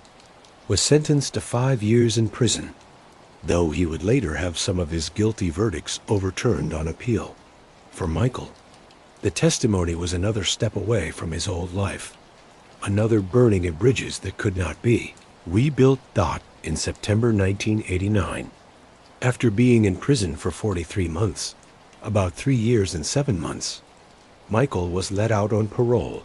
He had served less than half of his 10-year sentence, let out early for good behavior, and as part of the terms of his plea deal. He walked out of prison a free man, back with Camille and ready to build the legal life he had promised her. But freedom was for a short time. On December 27, 1991, Michael Franzese was arrested in Los Angeles. The charge was breaking parole, related to tax cheating accusations. The details of the violation are complicated, involving questions about money Michael had made and whether he had reported it correctly and paid the needed taxes. Some of these issues were related to leftover questions from his criminal past, money that police believed he had hidden and was now using. Michael said that he was innocent of any new crime, but the parole board did not agree. He was sent back to New York to face the charges. The court sentenced him to 4 more years in a government prison. For Michael, this was devastating. He had tasted freedom, had been building a life with Camille, had been trying to figure out how to survive as someone who had left the Mafia. Now he was back in prison, starting over again, facing more years away from his wife and the family they were starting to build. This second time in prison was in some ways harder than the first. The first time in prison had a certain newness, a feeling of paying for his crimes and looking forward to release and a new life. This second time felt like a crushing blow, a punishment that seemed too harsh for whatever small rules he had broken. The unfairness of it, whether real or just how he saw it, ate at him. But it was also during this time that Michael's faith got deeper and stronger. He had more time to read, to pray, to think about what he wanted his life to be. He began to see his time in prison not just as punishment, but as a kind of purifying fire, burning away the last parts of his old self and forcing him to become something new. He later said, only God and time were able to fix that, talking about the mental and spiritual damage from his years in organized crime. Michael became what Christians call a born-again believer. This term, which can sound like a cliché or not very deep to outsiders, represented for Michael a real and complete change in the direction of his life. He was not just a Catholic who sometimes went to church. He was someone whose whole view of the world, whose understanding of right and wrong and purpose and meaning was now centered on his Christian faith. He promised to live by Christian rules, to make up for his past wrongs as much as possible, and to use whatever was left of his life to help others avoid the mistakes he had made. In 1992, while still in prison, Michael co-wrote his first life story, called Quitting the Mob. The book described his life in organized crime, his rise to power, the gas tax cheating plan, and his choice to leave the Mafia and accept Christianity. It was an amazing document, both a confession and a testimony, admitting his crimes while also explaining the journey toward being saved. The book found people who were interested in true crime, but also among Christians who saw it as a powerful example of how faith can change even the toughest criminal. Writing the book was like therapy for Michael. It forced him to face his past, honestly, to put into words the things he had done and the person he had been. It also let him explain his change, to explain to himself and to readers how he had moved from being the prince of the Mafia to being a follower of Christ. Not the money from the book, as little as it was, gave some financial help for Camille while he was in prison.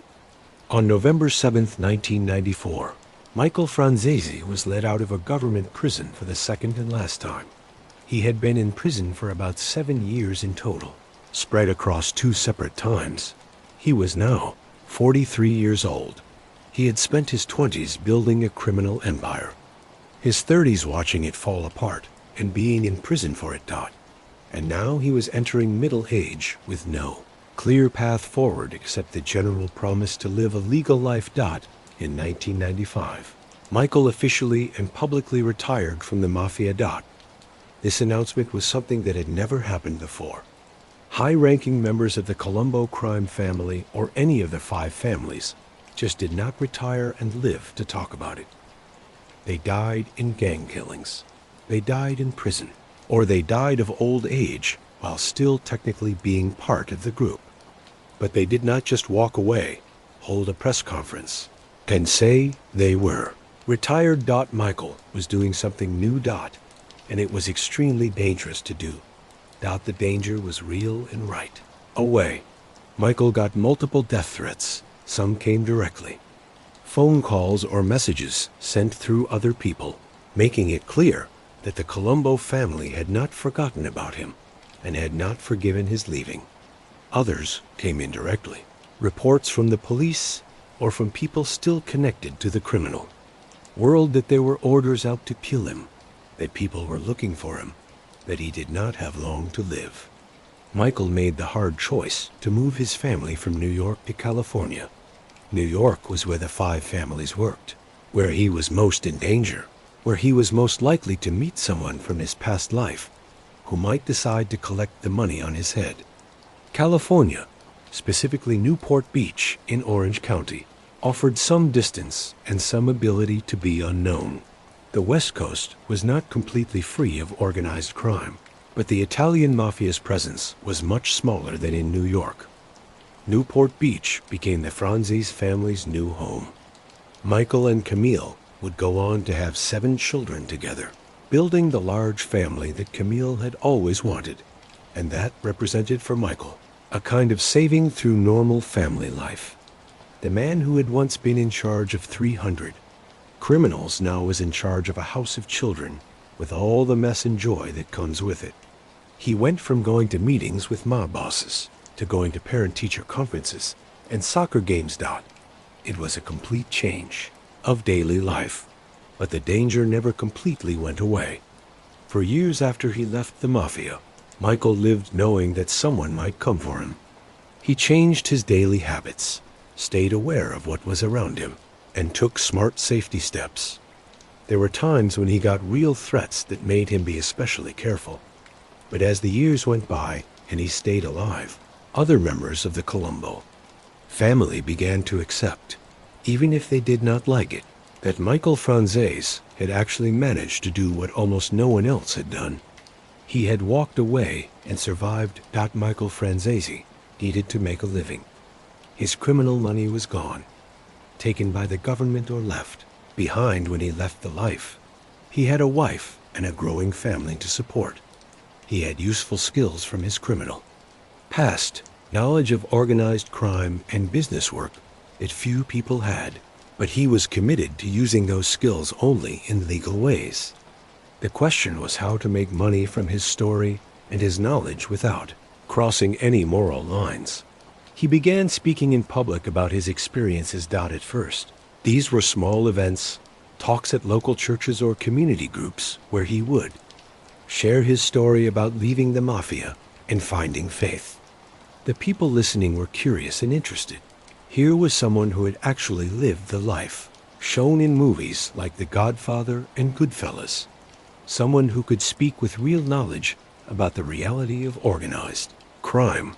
But more importantly, here was someone whose life showed that change was possible. That being saved was not just a religious idea, but a real-life experience.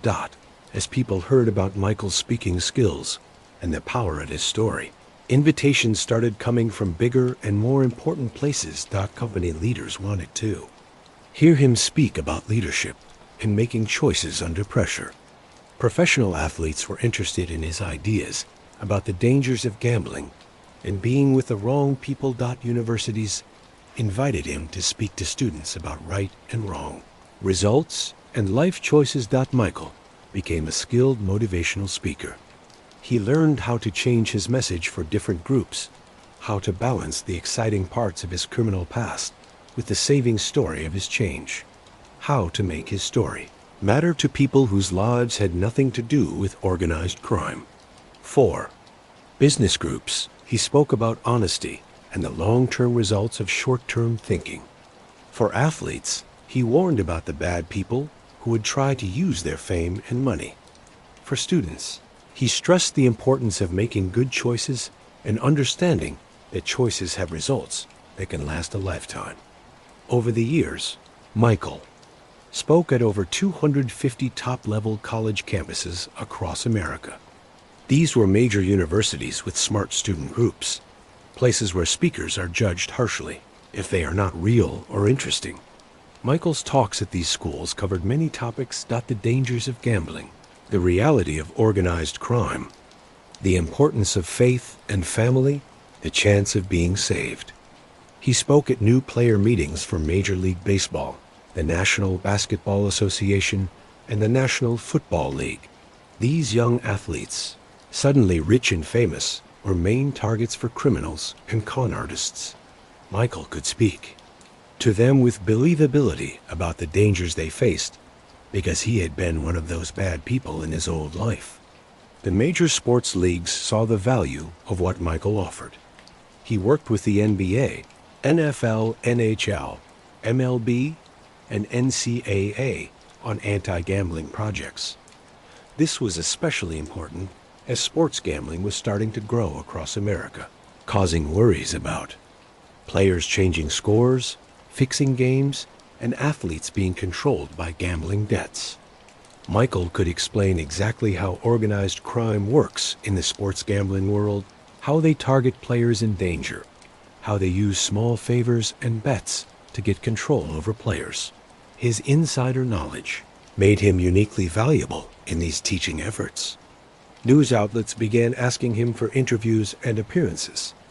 He appeared on CNN, HBO, and ESPN, giving expert comments on organized crime and related issues. When major mafia trials were in the news, producers would call Michael to give background and analysis. When movies or television shows about the mob were released, he was interviewed about how accurate they were. He became, in a way, a public face of reformed organized crime, someone who could speak smartly and believably about a world that most people only knew from stories. Police agencies and law schools also invited Michael to speak. This was possibly a touchy subject. A former mobster talking to the very groups and people who had once been his enemies. But Michael's view was valuable exactly because of his background. He could explain how criminals think, how they find weaknesses in systems, how they use weaknesses in law enforcement. He could help future lawyers understand the mental and organizational workings of crime. Families. He went to these events with humility, admitting his past crimes and taking responsibility, but also offering real ideas that could help in the fight against organized crime. Churches across America welcomed Michael as well. Here his message was most clearly about faith and being saved. He would share the full story of his conversion, the mental and spiritual struggles he had faced, and the role that Christianity had played in changing his life. For many church groups, Michael's story was powerful, precisely because of how far he had fallen and how completely he had been changed. If God could save Michael Franzese, the Prince of the Mafia, then God could save anyone. The irony of Michael's new career was not missed by him. The man who had once cheated the government out of hundreds of millions of dollars was now helping others avoid the mistakes he had made. The man who had once been the target of Rudy Giuliani's legal anger was now helping the police understand organized crime. The man who had taken a promise of silence, swearing never to work with the police, was now speaking openly about the Mafia's businesses, though carefully and always within legal limits. He was living proof that change is possible, that no one, is beyond being saved, and that the choices we make can lead us in completely new directions. Building on the success of his first book, Quitting the Mob, Michael continued to write over the years. He wrote or co-wrote several more books, each looking at different parts of his life, his change, or the lessons he had learned. Blood Covenant was another life story, going into even more detail about his years in the Mafia and the mental effect of being a full member. The title referred to the blood promise taken during the Mafia joining ceremony, the promise that was supposed to bind members until death, and that Michael had in the end broken. "I'll make you an offer you can't refuse," took a different path. Using ideas from Michael's Mafia experience to offer business advice to legal business owners. The idea was that many of the plans, used by successful mobsters, with their criminal parts removed, were actually good business practices. Loyalty, clear communication, strategic thinking, understanding people, building strong networks. It was a controversial idea, using organized crime as a business school case study, but it found readers interested in unusual business ideas. The good, the bad, and the forgiven was more openly religious, looking at the religious parts of sin, guilt, and being saved.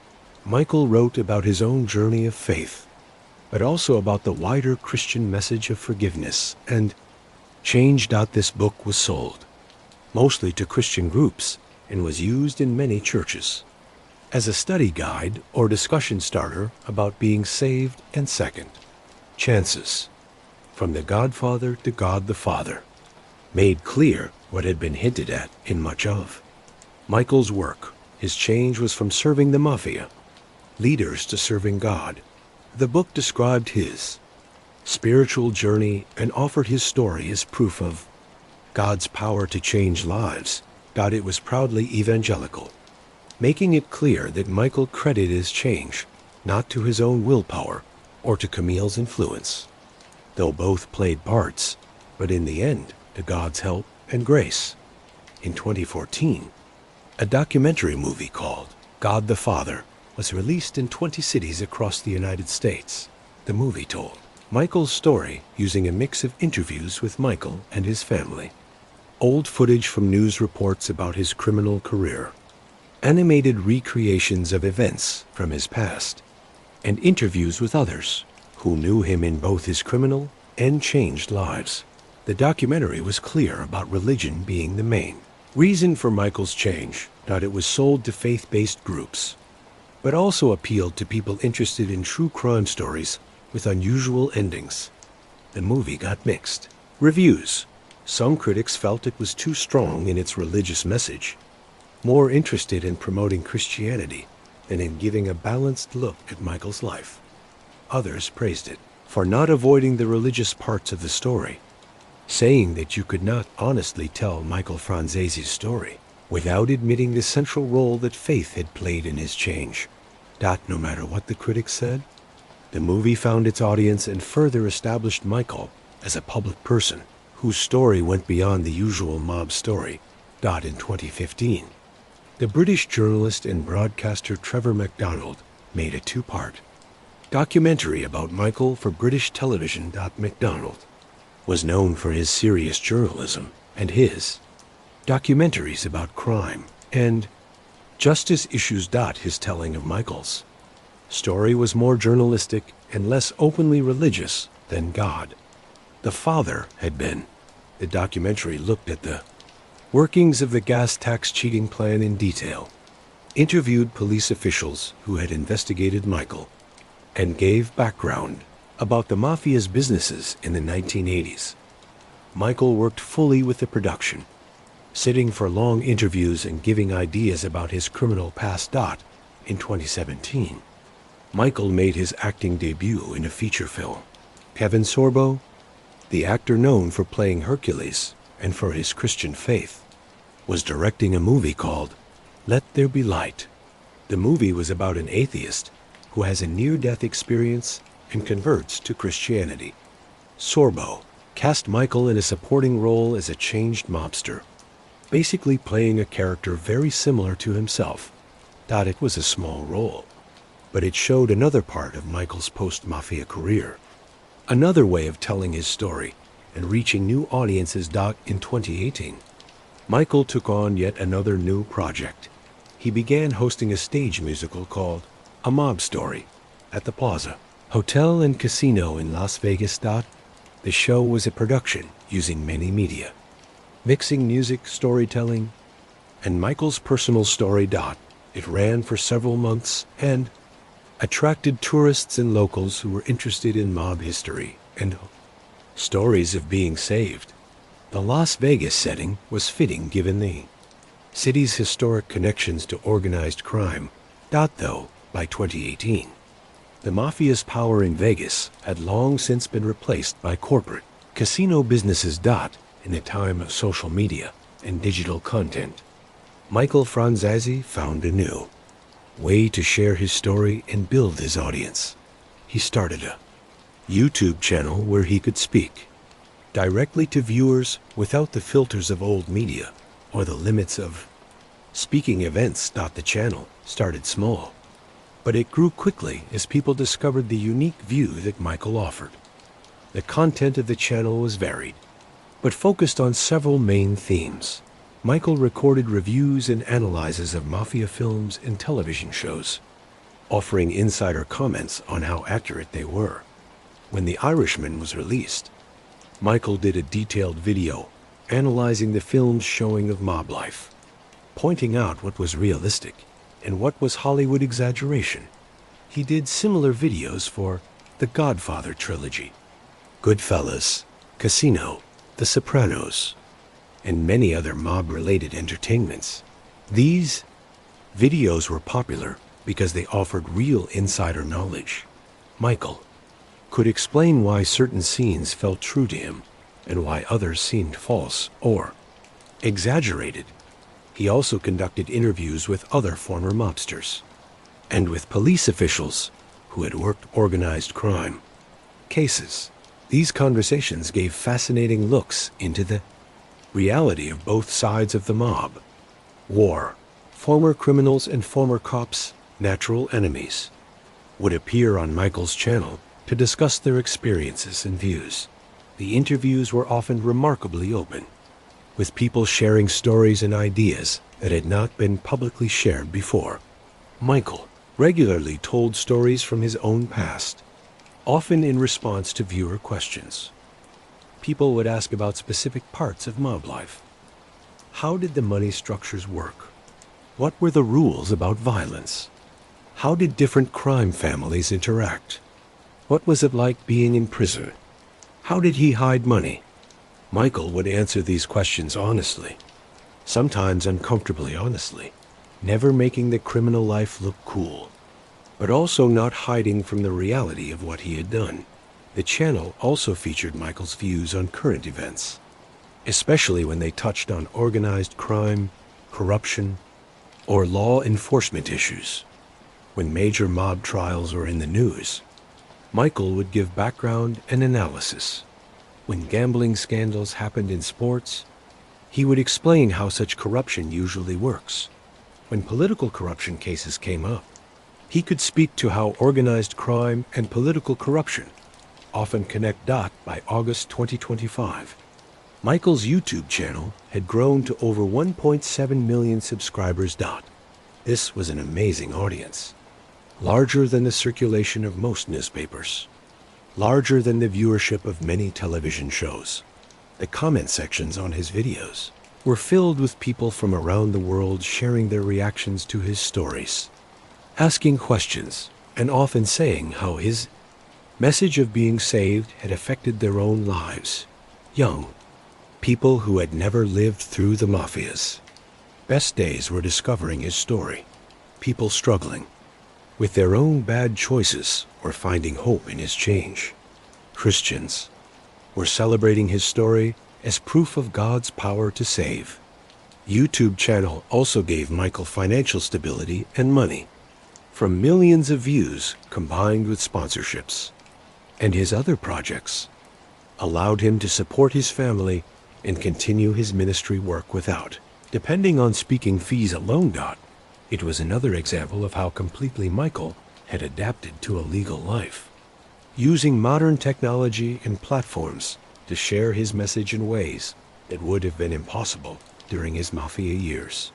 While Michael was building his new life in California, his family back in New York was having its own drama. Michael's brother, John Franzese Jr., made a choice that would forever change the family's relationships and would show the different paths that brothers from the same family can take. John Jr. had followed a path similar to Michael's at first, getting involved in organized crime and working within the Colombo family structure. But John Jr. made a choice that Michael had specifically avoided. He agreed to wear a wire against their father, Sonny.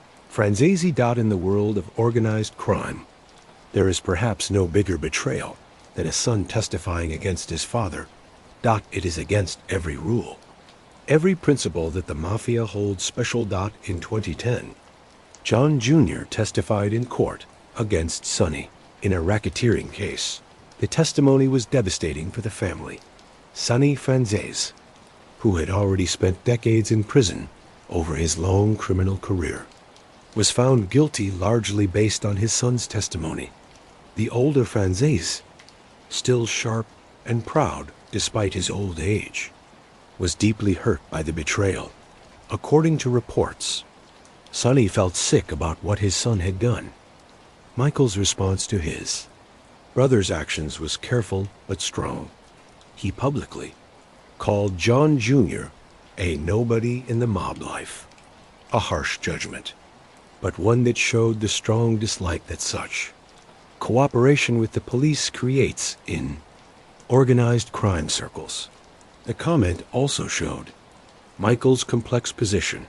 He himself had left the Mafia and had even testified against Norby Walters, but he had never worn a wire against his father or against full members of his crime family. In Michael's mind, there was a big moral difference between walking away from the life and actively working with the police to imprison other family members, especially one's own father. The situation showed the different ways that people can respond to the moral problems presented by organized crime. Michael had chosen to walk away, to serve his time, to refuse to be part of criminal activity anymore, but to do so without actively helping against his former friends beyond what was absolutely necessary. John Jr. had chosen full cooperation with the police, giving evidence against other criminals, including his own father. Both brothers had, in their own ways, betrayed the Mafia promise they had made, but the nature of those betrayals was dramatically different, and the results for their relationships and reputations were just as different. For Sonny Franzese, the old leader of the Colombo family, the betrayals of his sons must have been deeply painful. He had originally wanted Michael to stay out of the life, to become a doctor, to have a legal career. When Michael entered organized crime despite those wishes, Sonny had apparently come to accept it and had even been proud of his son's success. But then Michael left, breaking his promise, and John Jr. not only left, but actively testified against family members. Sonny's sons had both, in different ways, rejected the path he had walked. In 2020, John Sonny Franzese passed away at the age of 103. He was one of the longest living mobsters in American history. Having survived decades in prison, countless legal fights, the betrayals of his sons, and the general life expectancy problems that come with a career in organized crime. His death marked the end of an era, the passing of a figure who had connections to the Mafia's golden age and who had witnessed its decline from a position of insider knowledge. Michael's feelings about his father's death were undoubtedly complex. There was love there, natural bond between father and son. There was also respect for Sonny's strength, his survival, his following of a code, even when that code led to decades of imprisonment. But there was also probably relief that the complicated relationship had reached a natural end, and perhaps a measure of gratitude that his father had lived long. Enough to see Michael fully established in his new life, even if Sonny could never fully approve of the path Michael had chosen. Michael Franzese's survival is itself remarkable. Think about what he has survived. Dozens of grand jury appearances where he could have been charged with more crimes.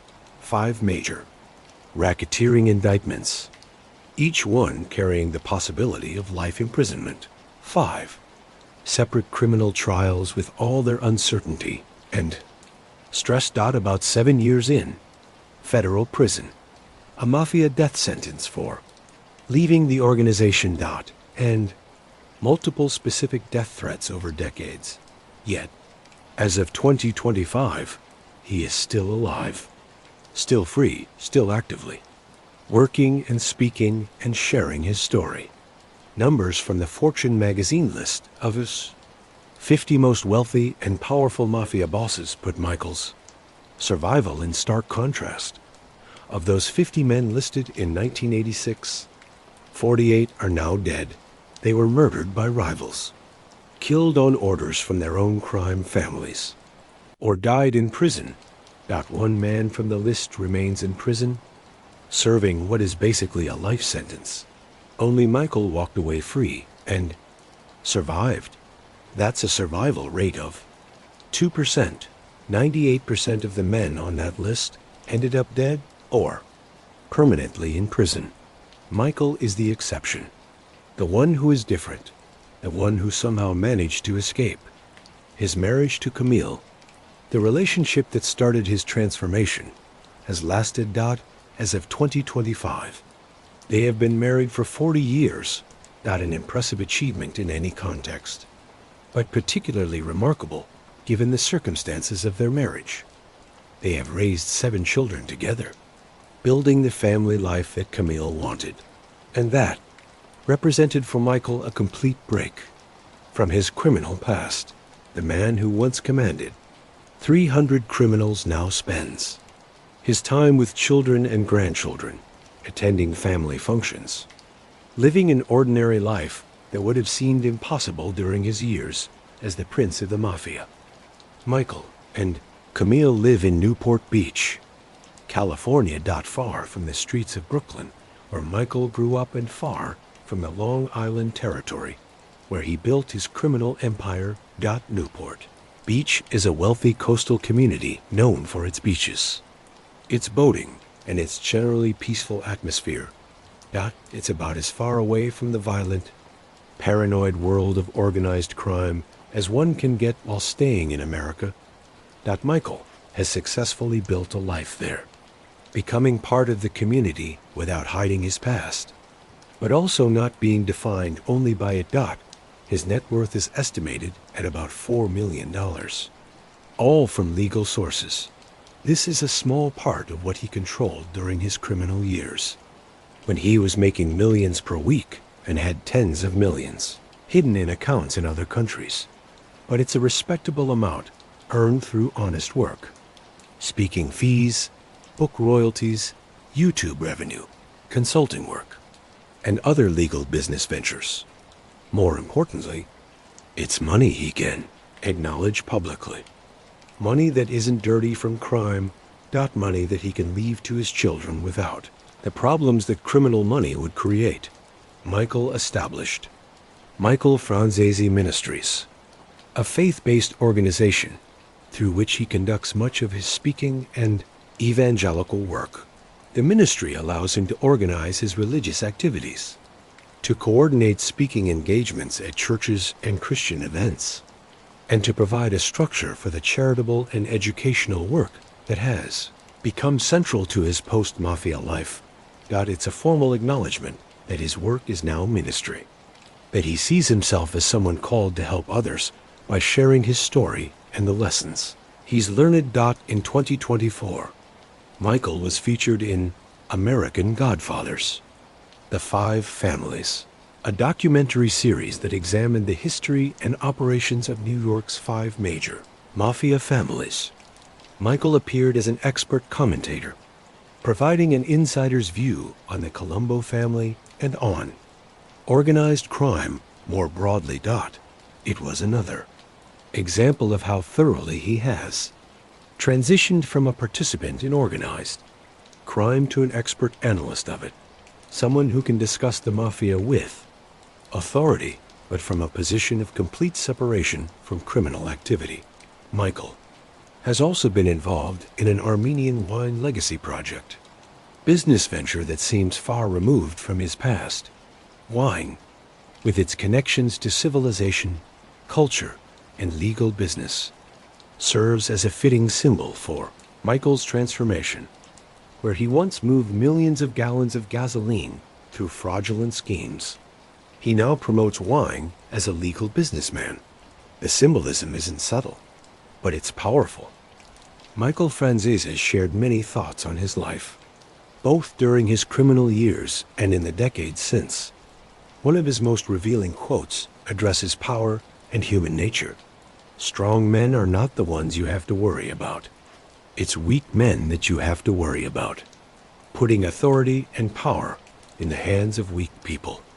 Because when people who never had anything throughout their life now have power over you, boy, do they abuse it.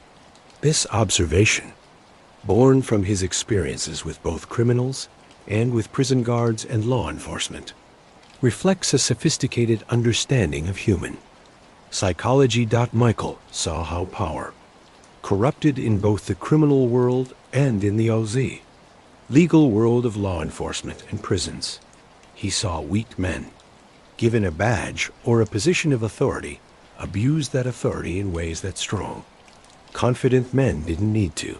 The insight applies broadly, well beyond the specific context of organized crime. Regarding the cost of mob life, Michael is very clear. The movies and television shows make organized crime look cool, making it seem exciting and rewarding. The reality, as Michael lived it, was constant fear, the likelihood of prison, and the very real possibility of violent death. Family life suffers tremendously. Marriages fail under the pressure of a husband's criminal activities and frequent imprisonments. Children grow up without fathers or worse, grow up seeing their fathers as criminals. The money that seems so attractive comes with enormous costs that aren't apparent to young men first entering the life. When asked about accurate depictions of the mafia in film, Michael points to Goodfellas as perhaps the most realistic. What he appreciates about Martin Scorsese's film is that it shows the evil side of mob life, the violence, the paranoia, the betrayals, the way that the lifestyle destroys people. It doesn't romanticize the mafia or make gangsters seem like noble anti-heroes. It shows them as they often were, violent, selfish, paranoid men whose lives spiraled into destruction. This, Michael says, is closer to the reality than the more operatic depiction. In The Godfather, as brilliant as those films are as movies, the destruction that organized crime brings to families is something Michael emphasizes repeatedly. It's not just the individual criminals who suffer. It's their wives, their children, their parents, their siblings. The Italian-American community as a whole was given a bad name by the mafia's activities, with legal Italian-American businessmen and professionals constantly fighting against stereotypes.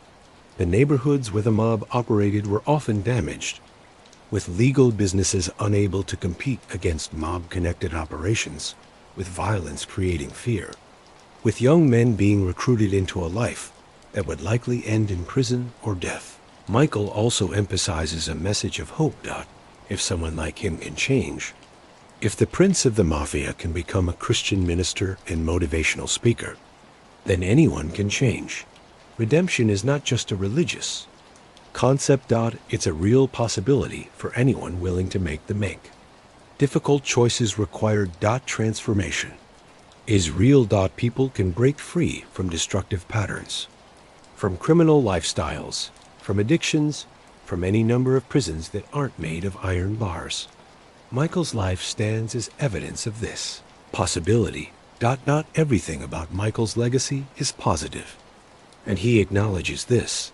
The Russian mobsters he taught how to cheat the government through the gas tax scheme went on to apply those lessons to other criminal businesses. Today, Russian organized crime is heavily involved in Medicare fraud, stealing billions of dollars from government healthcare programs. The techniques are often similar to the gas tax fraud. Complex schemes involving fake companies, fraudulent billing, money laundering, and using weaknesses in government oversight systems. Michael taught them well, and they applied those lessons broadly. When asked if he would do it all again, if he could go back and make different choices, Michael's response is complex. He acknowledges that his era, the late 1970s and 1980s, was towards the end of the golden age of the mob. The mafia of that era still had some structure, some principles. Respect and honor did mean something to the old-timers, even if those ideas were applied within a fundamentally criminal context. Today's organized crime, Michael suggests, is different. It's more violent, less principled, more chaotic. He wouldn't want to be part of it as it exists now. The Russians, Michael notes, have gotten pretty violent at times. This is a telling observation from someone who was part of an organization with a long history of violence. If Michael Franzese, who knew men accused of dozens of murders, finds the Russian mob's violence noteworthy, that says something about how brutal modern organized crime has become. The Code of Omerta, the rules about not harming women and children, the principles that supposedly govern mafia behavior, however imperfectly they were followed, seem to mean less in the current era of organized crime. Michael also deals with the question of how his crimes hurt people honestly. The gas tax fraud might seem like a crime with no victims, just stealing from the government, not hurting any individuals directly. But Michael now understands that those stolen tax dollars were money that should have gone to schools, roads, and public services that benefit ordinary citizens. Children received a worse education because schools had less funding. Roads were less safe because infrastructure maintenance was underfunded. Public services were cut because tax revenues were lower than they should have been. He didn't rob people at gunpoint, but he did harm them through the indirect effects of his massive theft from the public treasury. There's also the question of the example he set. Young men in Italian American communities saw Michael's success and wanted to be like him. Some of them entered organized crime because they wanted the money, the power, the respect that Michael had achieved. Michael can't be held responsible for every individual's choices, but he acknowledges that his example contributed to some people making decisions that ultimately destroyed their lives. This is a burden he carries, part of the moral debt he's trying to repay through his current work. As of 2025, Michael Franzese is 73 years old. He shows no signs of slowing down in his mission to share his story and help others avoid the mistakes he made. He continues to speak at events across the country, adapting to whatever format is required, whether it's addressing corporate executives in a hotel ballroom, talking to at-risk youth in a community center, or sharing his testimony in a church sanctuary. He is a regular guest on podcasts, appearing on shows ranging from true crime podcasts to business podcasts, Christian ministry PODCA, STS. Each appearance allows him to reach a different audience, to tailor his message to different interests and concerns. On true crime podcasts, he provides insider details about mob operations. On business podcasts, he discusses leadership and decision-making. On Christian podcasts, he shares his testimony of faith and transformation. The versatility speaks to the complexity of his story and the multiple lessons it contains. Media appearances. Continue as well. When there's a major mob-related news story. Producers still call Michael for expert commentary. When a new mafia movie or television show is released, he's interviewed about its accuracy. He has become one of the go-to voices for anything related to organized crime. Someone who can speak with both insider knowledge and the distance of someone who left that world decades ago. Michael Franzese is a living testament to the power of second chances. His story is remarkable, not just because of how high he rose in the criminal world or how much money he made, but because of how completely he transformed himself from a feared mafia captain to a Christian minister, from a criminal mastermind to an advocate for victims of crime, from someone who taught criminals how to steal more effectively, to someone who teaches young people how to avoid crime. Altogether, it's a 180-degree transformation that would seem unbelievable if it weren't so well documented. His YouTube presence continues to grow, with new videos regularly appearing and the subscriber count climbing. The comment sections remain active, with people from around the world engaging with his content, asking questions, sharing their own stories of transformation or their struggles with bad decisions. Michael often responds to comments, creating a dialogue with his audience that would have been impossible in earlier eras. But perhaps most importantly, Michael is simply a husband, father, and grandfather living a quiet life in California. He attends church regularly, participates in his community, spends time with his family, and does the ordinary things that ordinary people do. This ordinariness is itself extraordinary for someone with his past, the man who once lived in constant fear of arrest or assassination now lives a peaceful life focused on family and faith. Man who once made millions of dollars per week through criminal businesses now works honestly for modest pay. Man who once commanded 300 criminals now answers to no one but God and his family. The Michael Franzese story provides multiple lessons, and different people will draw different conclusions from it. For some, the primary lesson is about the consequences of crime. Michael achieved extraordinary wealth and power, but he lost it all and spent years in prison. Of the 50 men on that Fortune magazine list with him, 48 are dead. The mob life that seems glamorous in movies leads almost inevitably to prison, death, or both. Anyone tempted by organized crime should understand these odds. For others, the lesson is about redemption and the possibility of change. Michael was deep into a criminal life, bound by blood oaths and family ties, making millions through fraud. And yet he managed to walk away and build something completely different. If he could change, if the prince of the mafia could become a minister and motivational speaker, then perhaps anyone can change. No one is so far gone that transformation is impossible. For Christians, Michael's story is a testimony to the power of faith. His conversion wasn't just a surface level adoption of religious language. It was a fundamental reorientation of his life. The Bible that a prison guard handed him became the instrument of his transformation. Prayer, scripture reading, and genuine faith gave him the strength to leave the mafia and survive the consequences. For believers, this proves their faith's claims about redemption and new life.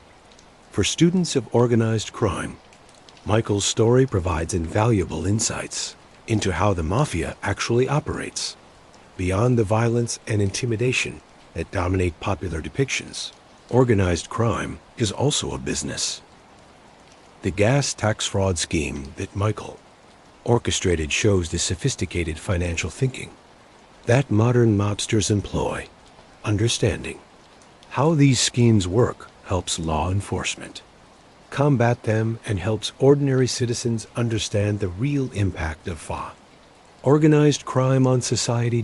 For anyone facing difficult moral choices, Michael's story illustrates both the consequences of choosing wrong and the possibilities that come from choosing right, even late in the game.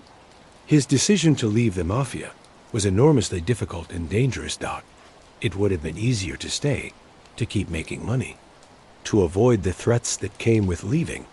But he chose the harder right over the easier wrong. And that choice, though costly in the short term, gave him a life worth living in the long term. Michael Franzese's transformation from Mafia captain to Christian minister is one of the most remarkable redemption stories in modern American history. His journey from the heights of organized crime to the peace of a life lived in faith demonstrates that no one is beyond redemption, that change is always possible, and that the choices we make can redirect our lives in ways we cannot imagine. He was born into a world of crime, raised in the shadow of a powerful father, and seemed destined for prison or death like so many others in his position.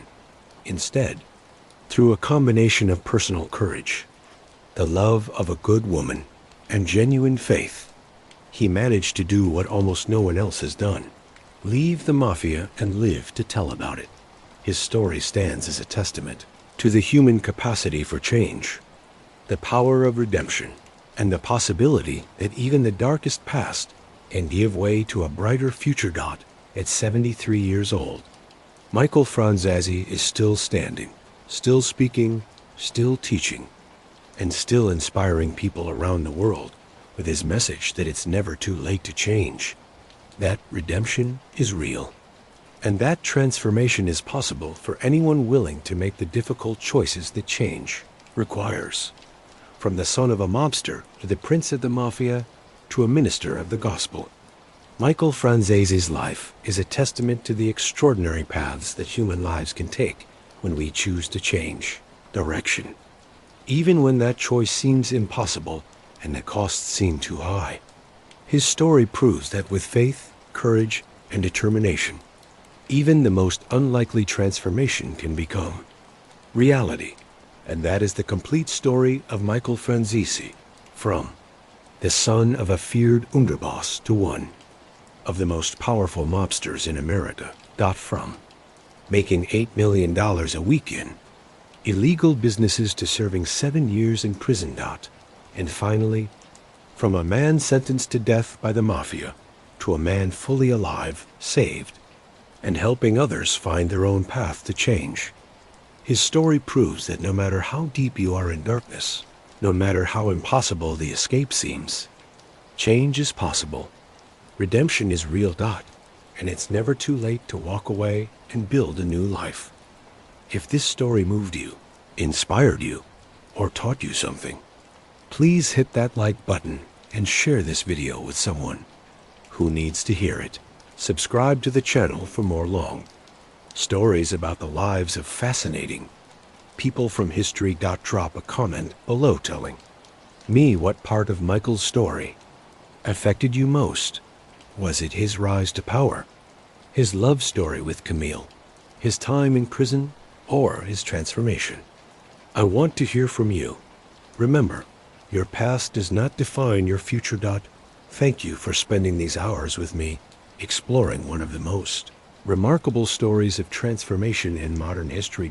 Until next time, take care of yourself, and remember, it's never too late to change.